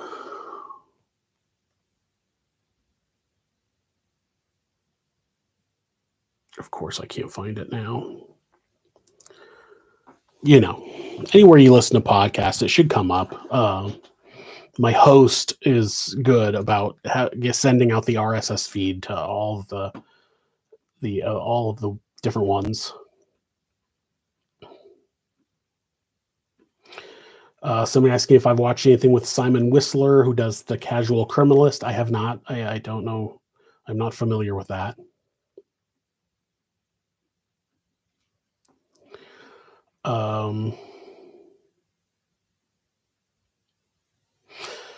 I have not. I'm not familiar with Marcel Conan, Sun Caged. I have not, but I'll throw that on my list of things to look up. ELO's coming. I don't know. I like ELO, but I don't know if it's enough to go to the show since I have so many other things I'm trying to do. I mean, there's a couple other shows that I would go to, but um, I've had to not because I've got other stuff. I was thinking about going to trying to go to one of the festivals in June, but I've taken that off my list because we're going to see Cyndi Lauper in March, and then we're also going to see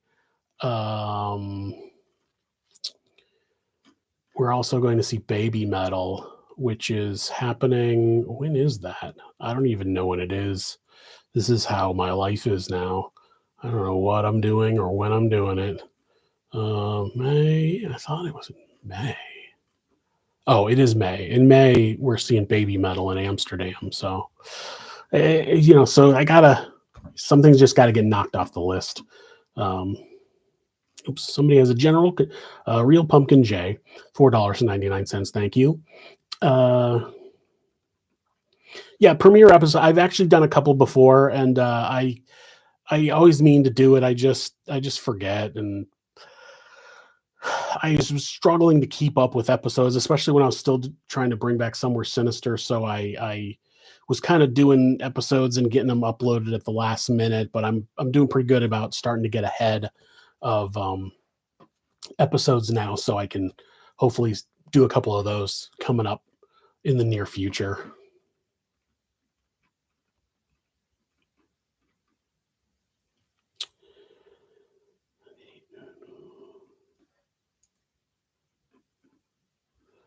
They have KFC here. We tried it, and it seems exactly the same as America, as far as we can tell. Same thing with Burger King. They have Burger King here. It seems pretty similar.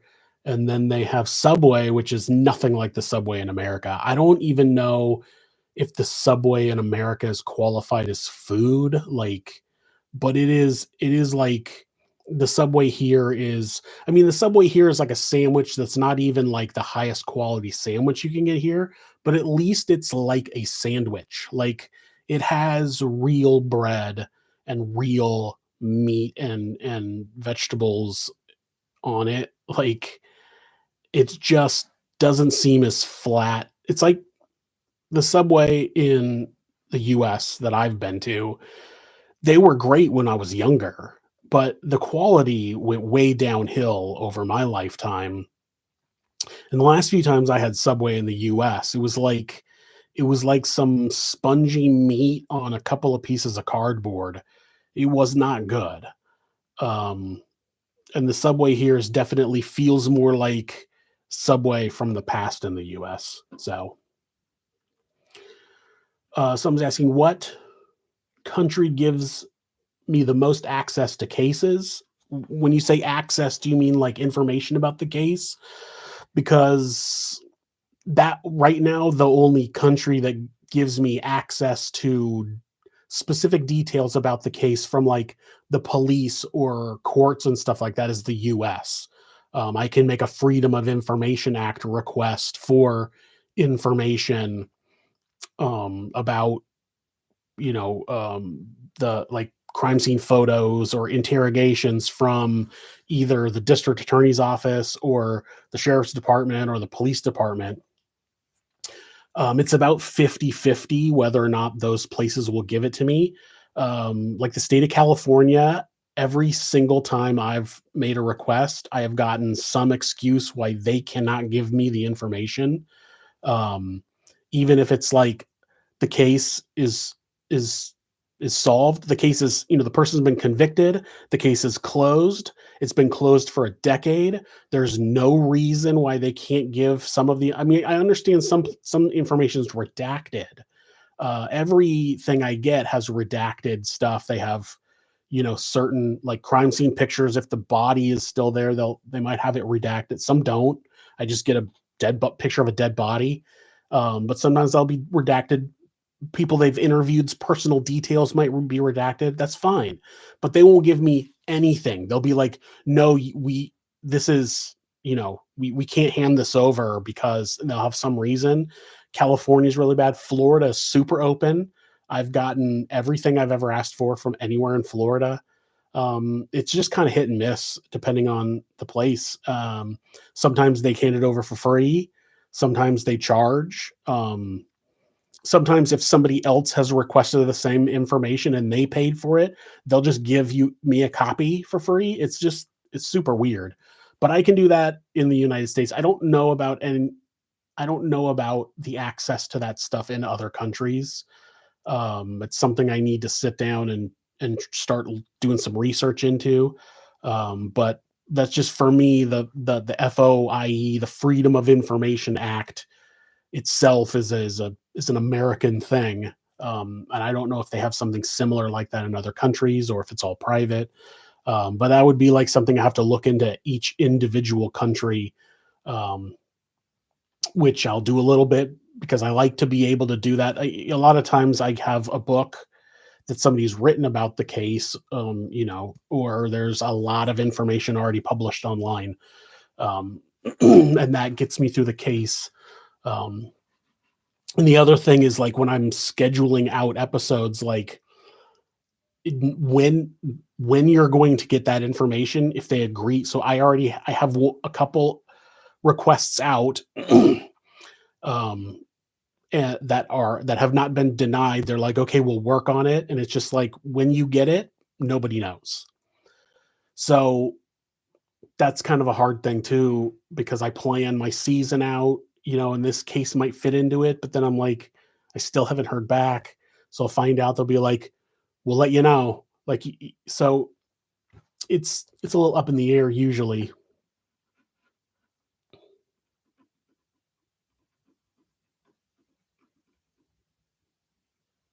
I'm not a huge fan of stroopwafels. I like caramel, but I also don't like like caramel with cookies where it's like if you're eating while you're eating the caramel, it gets gritty. So I never I don't like, my wife and kids like the stroopwafel, but I don't really eat them that often. Um, let's see.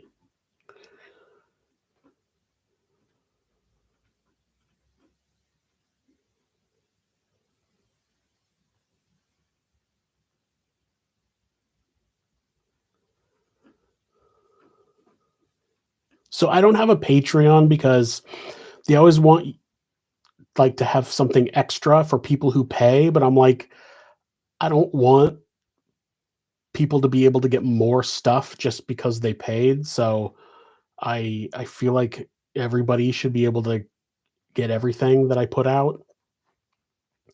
And I don't know. I used to have the buy me a coffee thing, but I'm just like, it's fine. Like, you don't guys don't have to donate money to me or whatever. Like, I make money from the advertising on the shows. I make enough to like make a living and be able to like focus on this and stuff. And I'm not trying to like become a millionaire from telling these stories.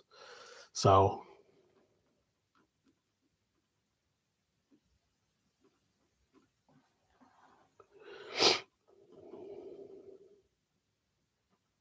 we used to get Firehouse subs in Washington State.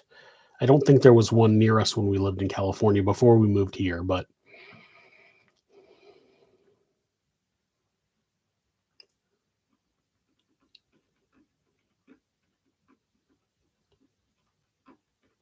also, so people are saying that they have something similar to the FOIA in some other countries. But the other thing is that I don't know if people who aren't citizens of that country are allowed access to it. I can continue to ask for information in the United States because I just put in my mom's address, but I don't know, like, if they have it in the UK and if I have an address from out of the country, if that's okay, or if the freedom of information, like, that policy is for the citizens of that country. So it's another thing I have to kinda look into.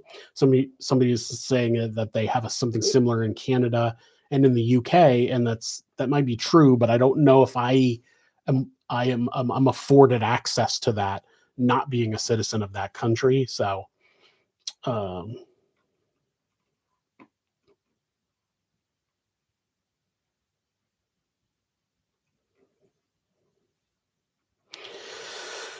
I am going to update some of my merch. That's the other thing. People have asked for a doormat that says "Get the fuck out of here," and I don't know where I can get them made at a decent quality while still being able to resell them for a reasonable price. I try to keep my merchandise pretty inexpensive. I have a very small profit margin on it. Again, I'm not trying to make, a ton of money. I have a few other people that have made some of the designs, so when I need designs, I pay for them. And then a little extra money goes to me, but I'm not trying to make a ton of money off of them. But I am going to do. I've got some new stuff coming out soon. I will try to add hoodies for all of the designs as well. So that should happen within the next couple of months. My friend is doing some of the designs right now, and he's not the fastest person, so I usually got to poke him uh, from time to time, but he will. We'll get them out, and we'll have them up here pretty soon, probably by spring.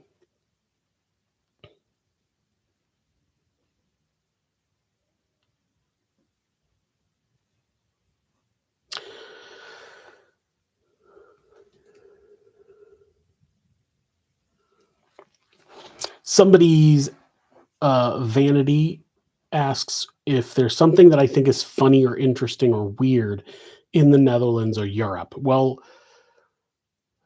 I mean, as far as the Netherlands is concerned, because I've only been to a little bit of Europe, I feel like here they kind of have a attitude. It's like good enough. Like like everything that's in our house, the way our and maybe it's me because I came from a background of construction, but everything feels like the construction was like not bad. It's just like in the finishing details was like, we'll just cover it with this board. It's good enough. Or like when we got our visas, our resident permits, the the guy, the people at the government office or whatever, it was like they print out all the information. It was like my name is spelled wrong. Like my last name is spelled wrong. He's like, oh, all right. And he'd like redo it and he printed it out. And I was like, well, okay, well, now my last name is spelled right, but now my first name is spelled wrong. And then I had to like, it just seems like they are like kind of like, it's just like, it's good enough. Um, and at the same time, I feel like it's also that Americans are overly um like concerned with details. I mean, I feel like probably in America they could take it down a notch on like little nitpicky details. But here it feels like they're a little lackadaisical when it comes to like fine details. But again, it might just be me. And it's not. I mean, not.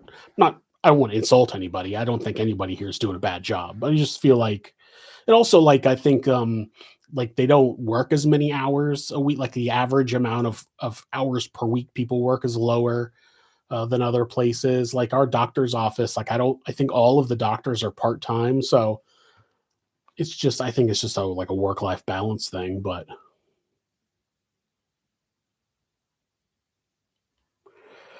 Sinister, it doesn't have anybody to work on it. I didn't have time to keep doing it. While also, um, you know, doing some of the other things I want to do at full quality. So I feel like, and the friend of mine who started it, we feel like to do it the way we want to do it would probably be a full time thing, and we just don't have it what we need for that right now. Right? Pacific Northwest lived in Mukilteo. Most people don't know how to pronounce that.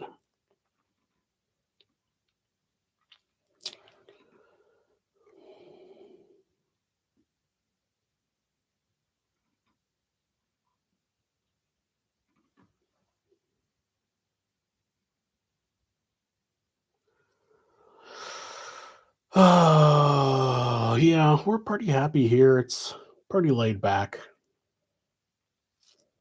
What time is it? Gonna have to cut this off here pretty soon. It's been almost 2 hours.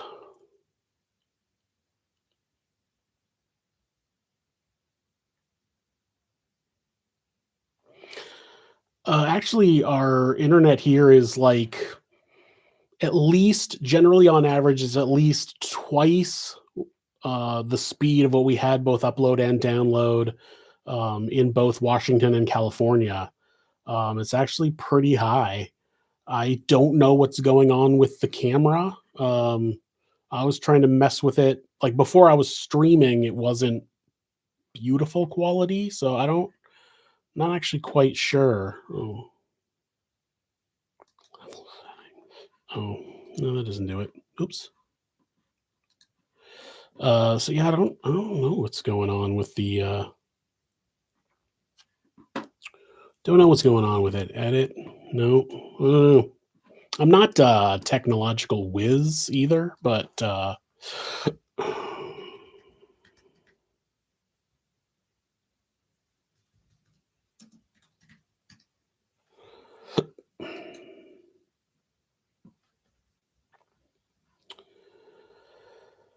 yeah, I wasn't used to it. My videos upload um way faster here than they did before we moved.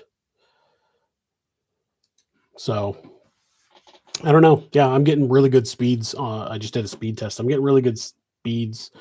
It is just I don't know what is up with the video quality. So something I'll Google and look on for the next time maybe. So yeah. Dutch Christmas is a whole different thing. I'm not that familiar with it. I'm not a big holiday guy, so my wife knows a lot more about it. But Sinterklaas, yeah, I don't. I'm a little younger than me. I'm a little younger than you. If you just turned 50, I will be turning 48 in a couple of weeks. Someone's asking if we're moving back to the United States, and I have no plans to. In about 4 more years, we qualify for citizenship, in which case we'll have to renounce our U.S. citizenship in order to get Dutch citizenship, and our plan is to do that.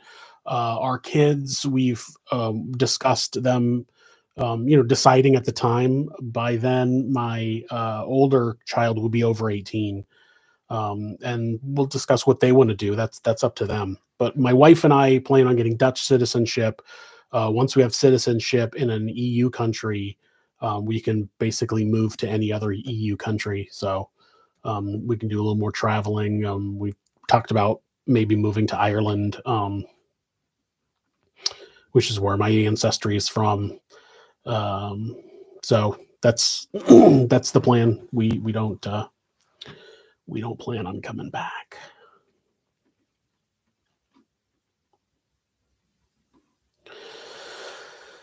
It was easy for me because as a self-employed person, they have what's called the DAFT, which stands for the Dutch American Friendship Treaty. Being self-employed makes it almost impossible to qualify for a visa anywhere else. There's a handful of countries that were options for self-employed persons moving from the US to those countries. And in most of those situations, you open your business has to meet a certain amount of qualifications, like it has to benefit that country in some way or another. You have to have a certain amount of startup capital. Sometimes, I mean, it could be from, in the hundreds of thousands to like $1 million of startup capital and stuff like that. So the Dutch American Friendship Treaty makes it so if you are opening a business as an American in the Netherlands, you have to have 4,500 euros of startup capital, and all of the qualifications, all of the things that any requirements for what type of business it is don't apply. So it makes it really easy for me. And then on top of that being um, the location where the climate is similar. We were living in California at the time that we moved, but most of us had lived most of our lives in Washington State. Climate is pretty similar.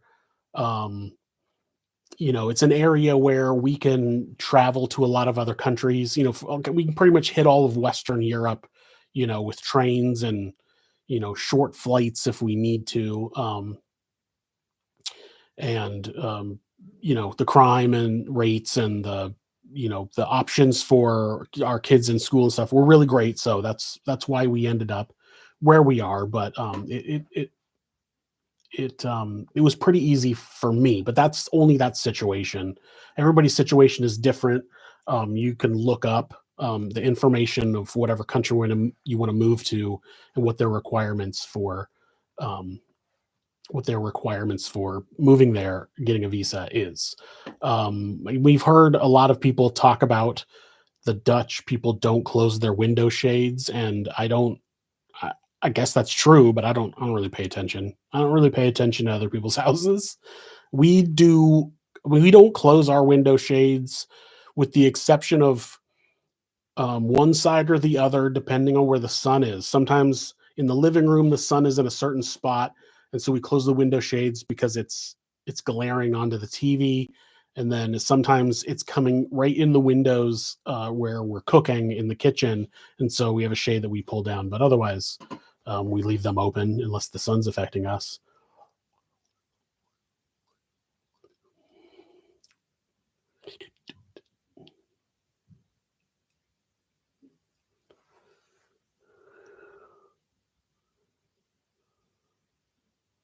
Yeah, it's the climate here is like the Pacific Northwest ish. It's actually been a little warmer here than it was there. I was told when we moved in where we did, our neighbors at the time had told us that there's a canal right across. So there's our house, the front of our house. It's like row houses. There's the front of the houses, then there's a street, and then there's a canal, and then there's a street, and then there's the building. There's like apartments and houses on the other side of the street. That street. So that canal that's between the streets, I was told it freezes enough so that kids would ice skate on it. But the last 2 winters we've been here, it's last winter it froze over completely, but it was never thick enough that anybody went on it. And then this year, I noticed twice that it was like kind of frozen over, but there was like spots where it wasn't. You could see the water moving, so um, it wasn't even completely frozen over this year, and it's already starting to like temperatures are starting to rise and we're coming out of summer. So it was actually a pretty short, warm summer. But normally, yeah, you get rain. There's a rainy season. It gets fairly warm in the summer. It can get up to the equivalent of, it's probably not even quite as warm in here as it is. I don't think the cold or the heat gets to the extreme as in the Pacific Northwest, but for the most part, it's much flatter, so there's a lot of wind. So you get more wind here. The public transportation is great. I mean, there's buses and trains that'll take you anywhere, and you just have a little card, or you can tap people don't use cash here, so you can use like your phone or your debit card and just tap it on the thing and get on the train, and then you tap it as you get off, and it calculates where you went and charges you. Um, Same thing with the buses. All the public transportation is like that. The Netherlands is one of the most bike friendly countries, and the city we live in is actually like at the top of the list. So there's tons of bike paths. So you could drive from one point to the other, but that bike path might cut straight through the city, and you can get there faster on a bike. Um, and then also, unlike the U.S., there's shops more frequently placed. So I can go this way and hit a couple of different grocery stores, the pharmacy, a drugstore. I can go this way. I can hit a grocery store and a shopping center, or I can go over this way and I can hit, this other shopping center with a grocery store and a drugstore and a bakery. And so it's all we're like kind of surrounded by little places where we don't ever have to, like, oh, we got to drive down to the other side of the city to go to, the grocery store and then drive.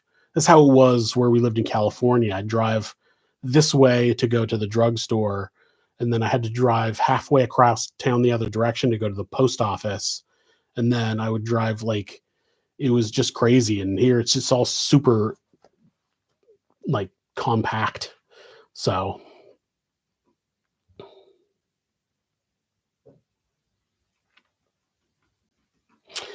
I try to do stuff from all over the place. Obviously, the US is an easy place for me to get information because I'm used to how things work there.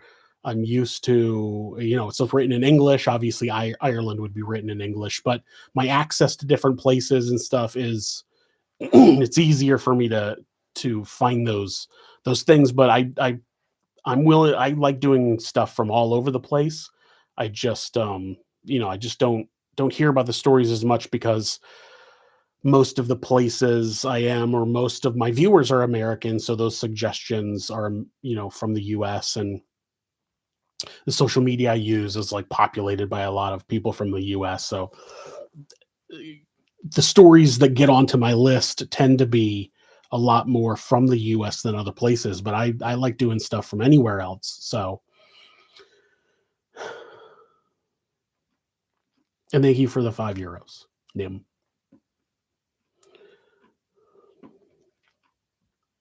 Valkyrie missed $1.99. Thank you very much. Um, Somebody says biking is huge in Dublin. We are going to Dublin in April, so we'll see. I rode an e-bike around London, and it was one of the scariest things I've ever done. I don't know if it's because I did it after getting so used to doing it where I live, where they're like where it's so bike friendly, but oh my god, it was horrible. Like the streets or like I was like riding the bike the whole time, like, geez, like we have bike paths that like are smooth as butter compared to that. So we'll check out London though and see how that compares. Do they have crazy people all over like in Cali? I mean, there's crazy people everywhere. I've come to notice, so like with driving, people are like, oh, Americans are terrible drivers. They drive so much better here or there. Like I've driven I've driven in a number of different countries, and I've come to the conclusion that human beings aren't good drivers. It doesn't seem to matter where you are. It might be different things that they do, but for the most part, it feels like everybody does things that would be considered bad driving, and I feel like it's just human beings. I think human beings should do a lot more training before they get behind the wheel. Um, so I have I was planning on making a vlog video about things I noticed that drivers do here, but I was waiting until like spring or summer where it's doesn't not as like it's either raining or it's cold, so my windshield's fogging up. I'm not gonna get a good video. So I was gonna wait until it's like kind of a nicer day and nice out, and so I can get a nicer video of driving. I put my GoPro mounted like into the windshield, and then I can make a video about that. So we'll see. I haven't picked up an accent. I don't have a Dutch accent. I I speak West Coast. I get comments all the time about like pronunciations and the way words are said. And I think it's very strange how rigid people are about how people talk. I mean, there's a so basically in the East Coast, like in New England area, the upper East Coast in the United States, they the candy Reese's, like Reese's peanut butter cups, they call it Reese's, which is not the correct pronunciation. From the company itself, it is not the correct pronunciation. The correct pronunciation is Reese's. Now, it seems as though people have told them that. They're like Reese's Pieces. It rhymes. Well, instead of saying Reese's correctly to make it rhyme with pieces, they call Reese's Pieces Reese's Pieces. Now it rhymes. People just speak weird. Like, depending on where you're from, I've heard people say that I say eggs instead of eggs, which is so tiny. And I think it's weird how rigid people are about, because English alone is spoken by people in a bunch of different countries. There's American English and there's British English and there's Australian English and there's Canadian English. And those all have their own little pronunciations and dialects, if you will. But even in those areas, in England and Canada and Australia, and especially in the US, that one language alone has tons of different accents and dialects. Somebody will come to like, I listen, there's a radio show from Seattle that sometimes I will listen to if I have time in podcast version. And there's a person on that show that always says escape. There's no X in escape. Never once have I written to the show and complained about it. But I mean, there's a whole city in the US called Boston where they don't pronounce R's. Ba, ka. Like, I don't write to anybody from a podcast or a YouTube show that's from Boston and complain that they're not saying R's. In Australia, they put in too many R's. They don't say no, they say nor. Like maybe they stole all the R's from Boston. I don't know. But people talk differently. It's okay. It's fine. You don't have to you don't have to you don't have to talk the same as everybody else. I do find Reese's Pieces hilarious though. I had when I still worked in construction, I had a guy that worked for me who had moved from, he wasn't from Boston, he was from somewhere a little north of Boston, and he said Reese's, Reese's and Reese's Pieces, and every time I'm like, "Really?" You know? But hey, and Irish English and Scottish English.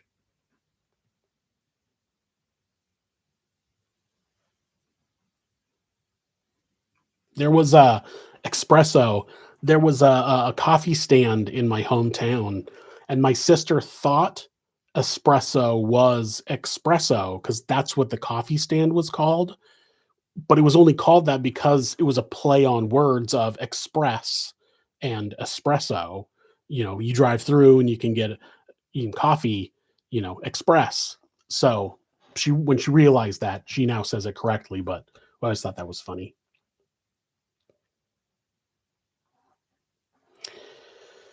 I feel welcome here. When people find out that I'm from America, they don't seem to care. There's every population, no matter where you live, is going to have, you know, unhappy people. You get people here that are like, oh, immigrants are all messing up, like, move back. There's too many people here already. I'm like, well, there's people on the planet. Like, the planet has 8 billion people on it. Like, a few decades ago, it only had 4 billion people on it. So, yes, there's going to be more people.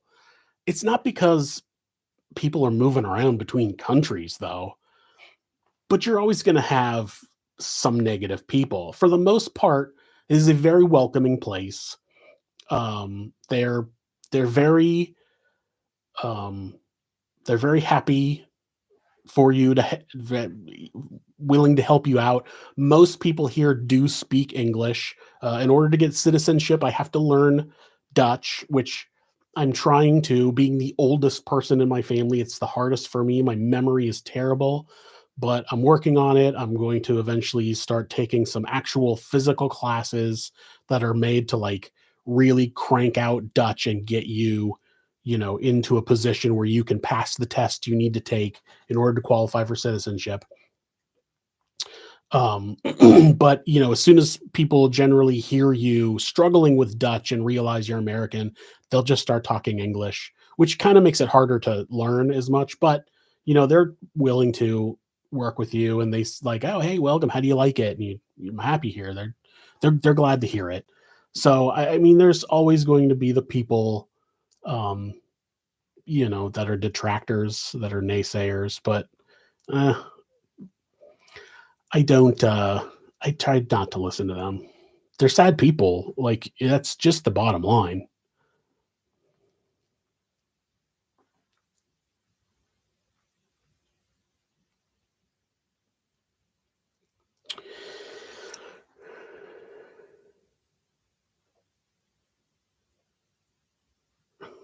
Yeah, Chicago and Philly. Those are two different, like, completely different, like, dialects. It's almost like different English. So, or go to Louisiana, go to New Orleans, and be like, you have somebody from New York go to New Orleans, and you tell me they speak the same language. Like, it's not even close. So I've heard that basically my dialect or my accent is pretty standard West Coast. So to me, I hear no accent. Like, everywhere else in the country has an accent, and then people from other parts of the country are like, "Oh, you're from California, you're from the West Coast, or whatnot." So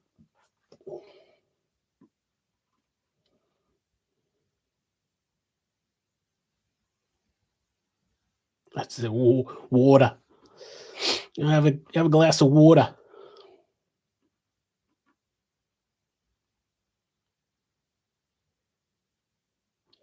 I have no clogs.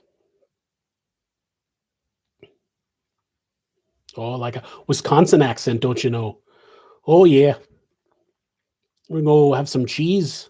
Oh,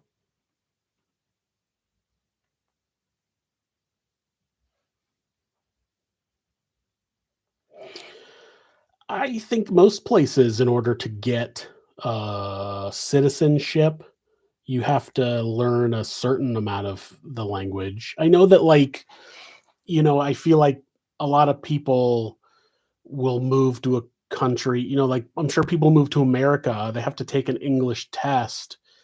But I mean, older people, like, it's easy to just forget and go back to. I mean, that's the hardest thing for me because, like, our youngest child is like, they're like, she's ready to move. They go to a certain, like, it's called a tall school. The word for language in Dutch is tall. So they go to a tall school, which they are taught, there are other subjects, but in heavily taught Dutch as well. And then once they are proficient enough in Dutch, they move to like a regular Dutch school. And our youngest is like getting ready to, to move forward. Our older child isn't as much. My wife has learned a lot more than I have, but she struggles a little bit and I'm struggling a lot. The older you get, the harder it is to learn another language. And so it's, if you got kids and you want them to learn another language, like, do it early. It's so much easier.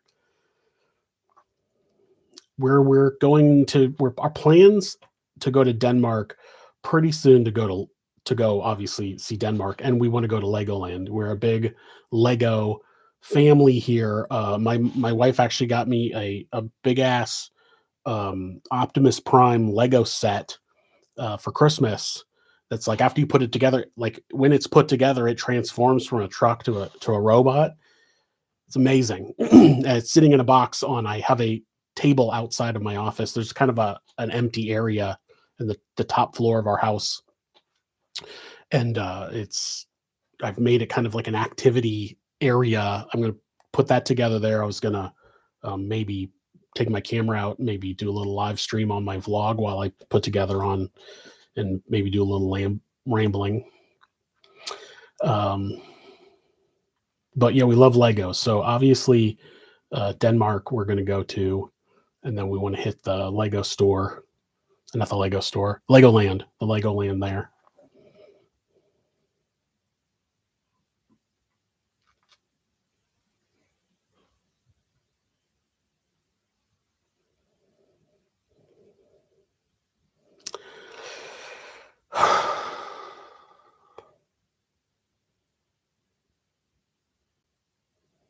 I can't do an Australian accent.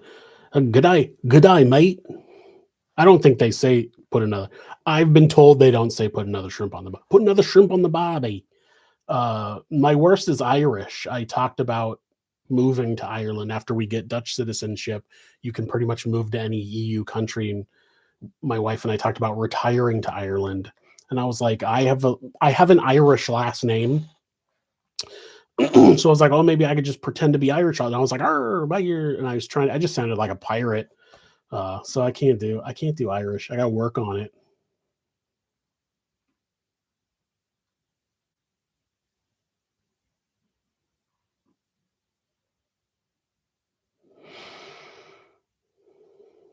I when I was like 14, God, 14 or 15 at the oldest, me and my friends would, buy clothes from the used store, the Salvation Army. We had a place called Value Village.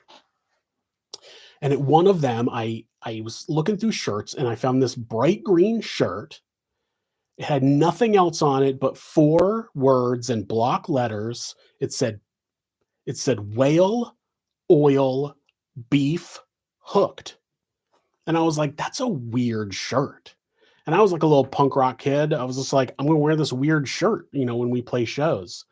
And I had that shirt for a couple of years. I wore it all the time. I wore it to school. I wore it everywhere, and nobody had any idea what it was. And it wasn't until it wasn't that recently, but I was a full ass adult. Like, I was probably already married at the time.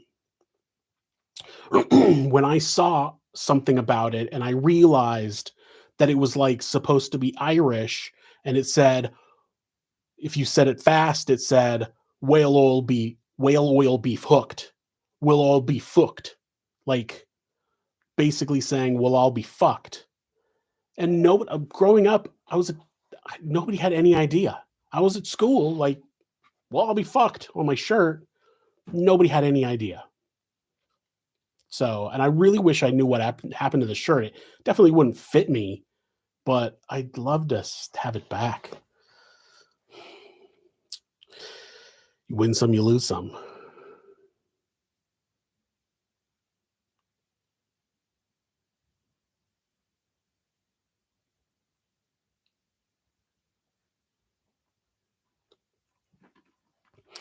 I was a full ass adult. I should probably get going. I'm tired. It's been over 2 hours. What else do you guys want from me? All right, get your last questions in. What's the final question?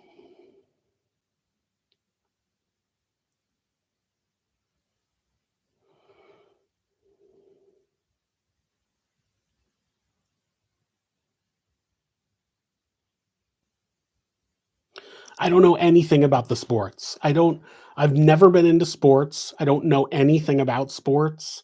Like when I listen to something and they start going into sports, I just tune out. I don't understand any of it. So I unfortunately cannot answer your question. I don't know. I know the team. I'm familiar with the team, but I don't know who the person you're talking about getting signed is. Never heard of them before in my life.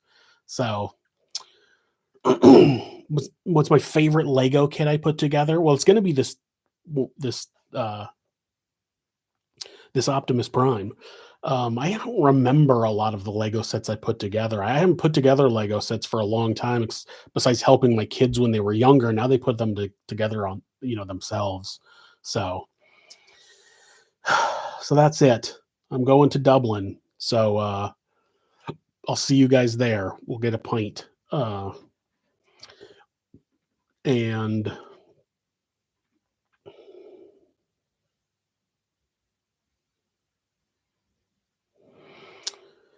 it's with a J. I have a whole channel that's called Jiles with a J. You know this. My favorite video game is Legend of Zelda. I've been going through them from the start, and I have a little handheld emulator, so I have all of the Legend of Zelda games up until it gets out of emulator range, like past the GameCube or something like that.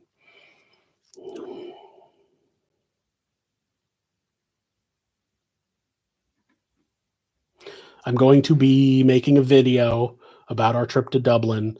It will be on my vlog. My vlog is on YouTube. It's Giles with a J. JILESWITHAJ.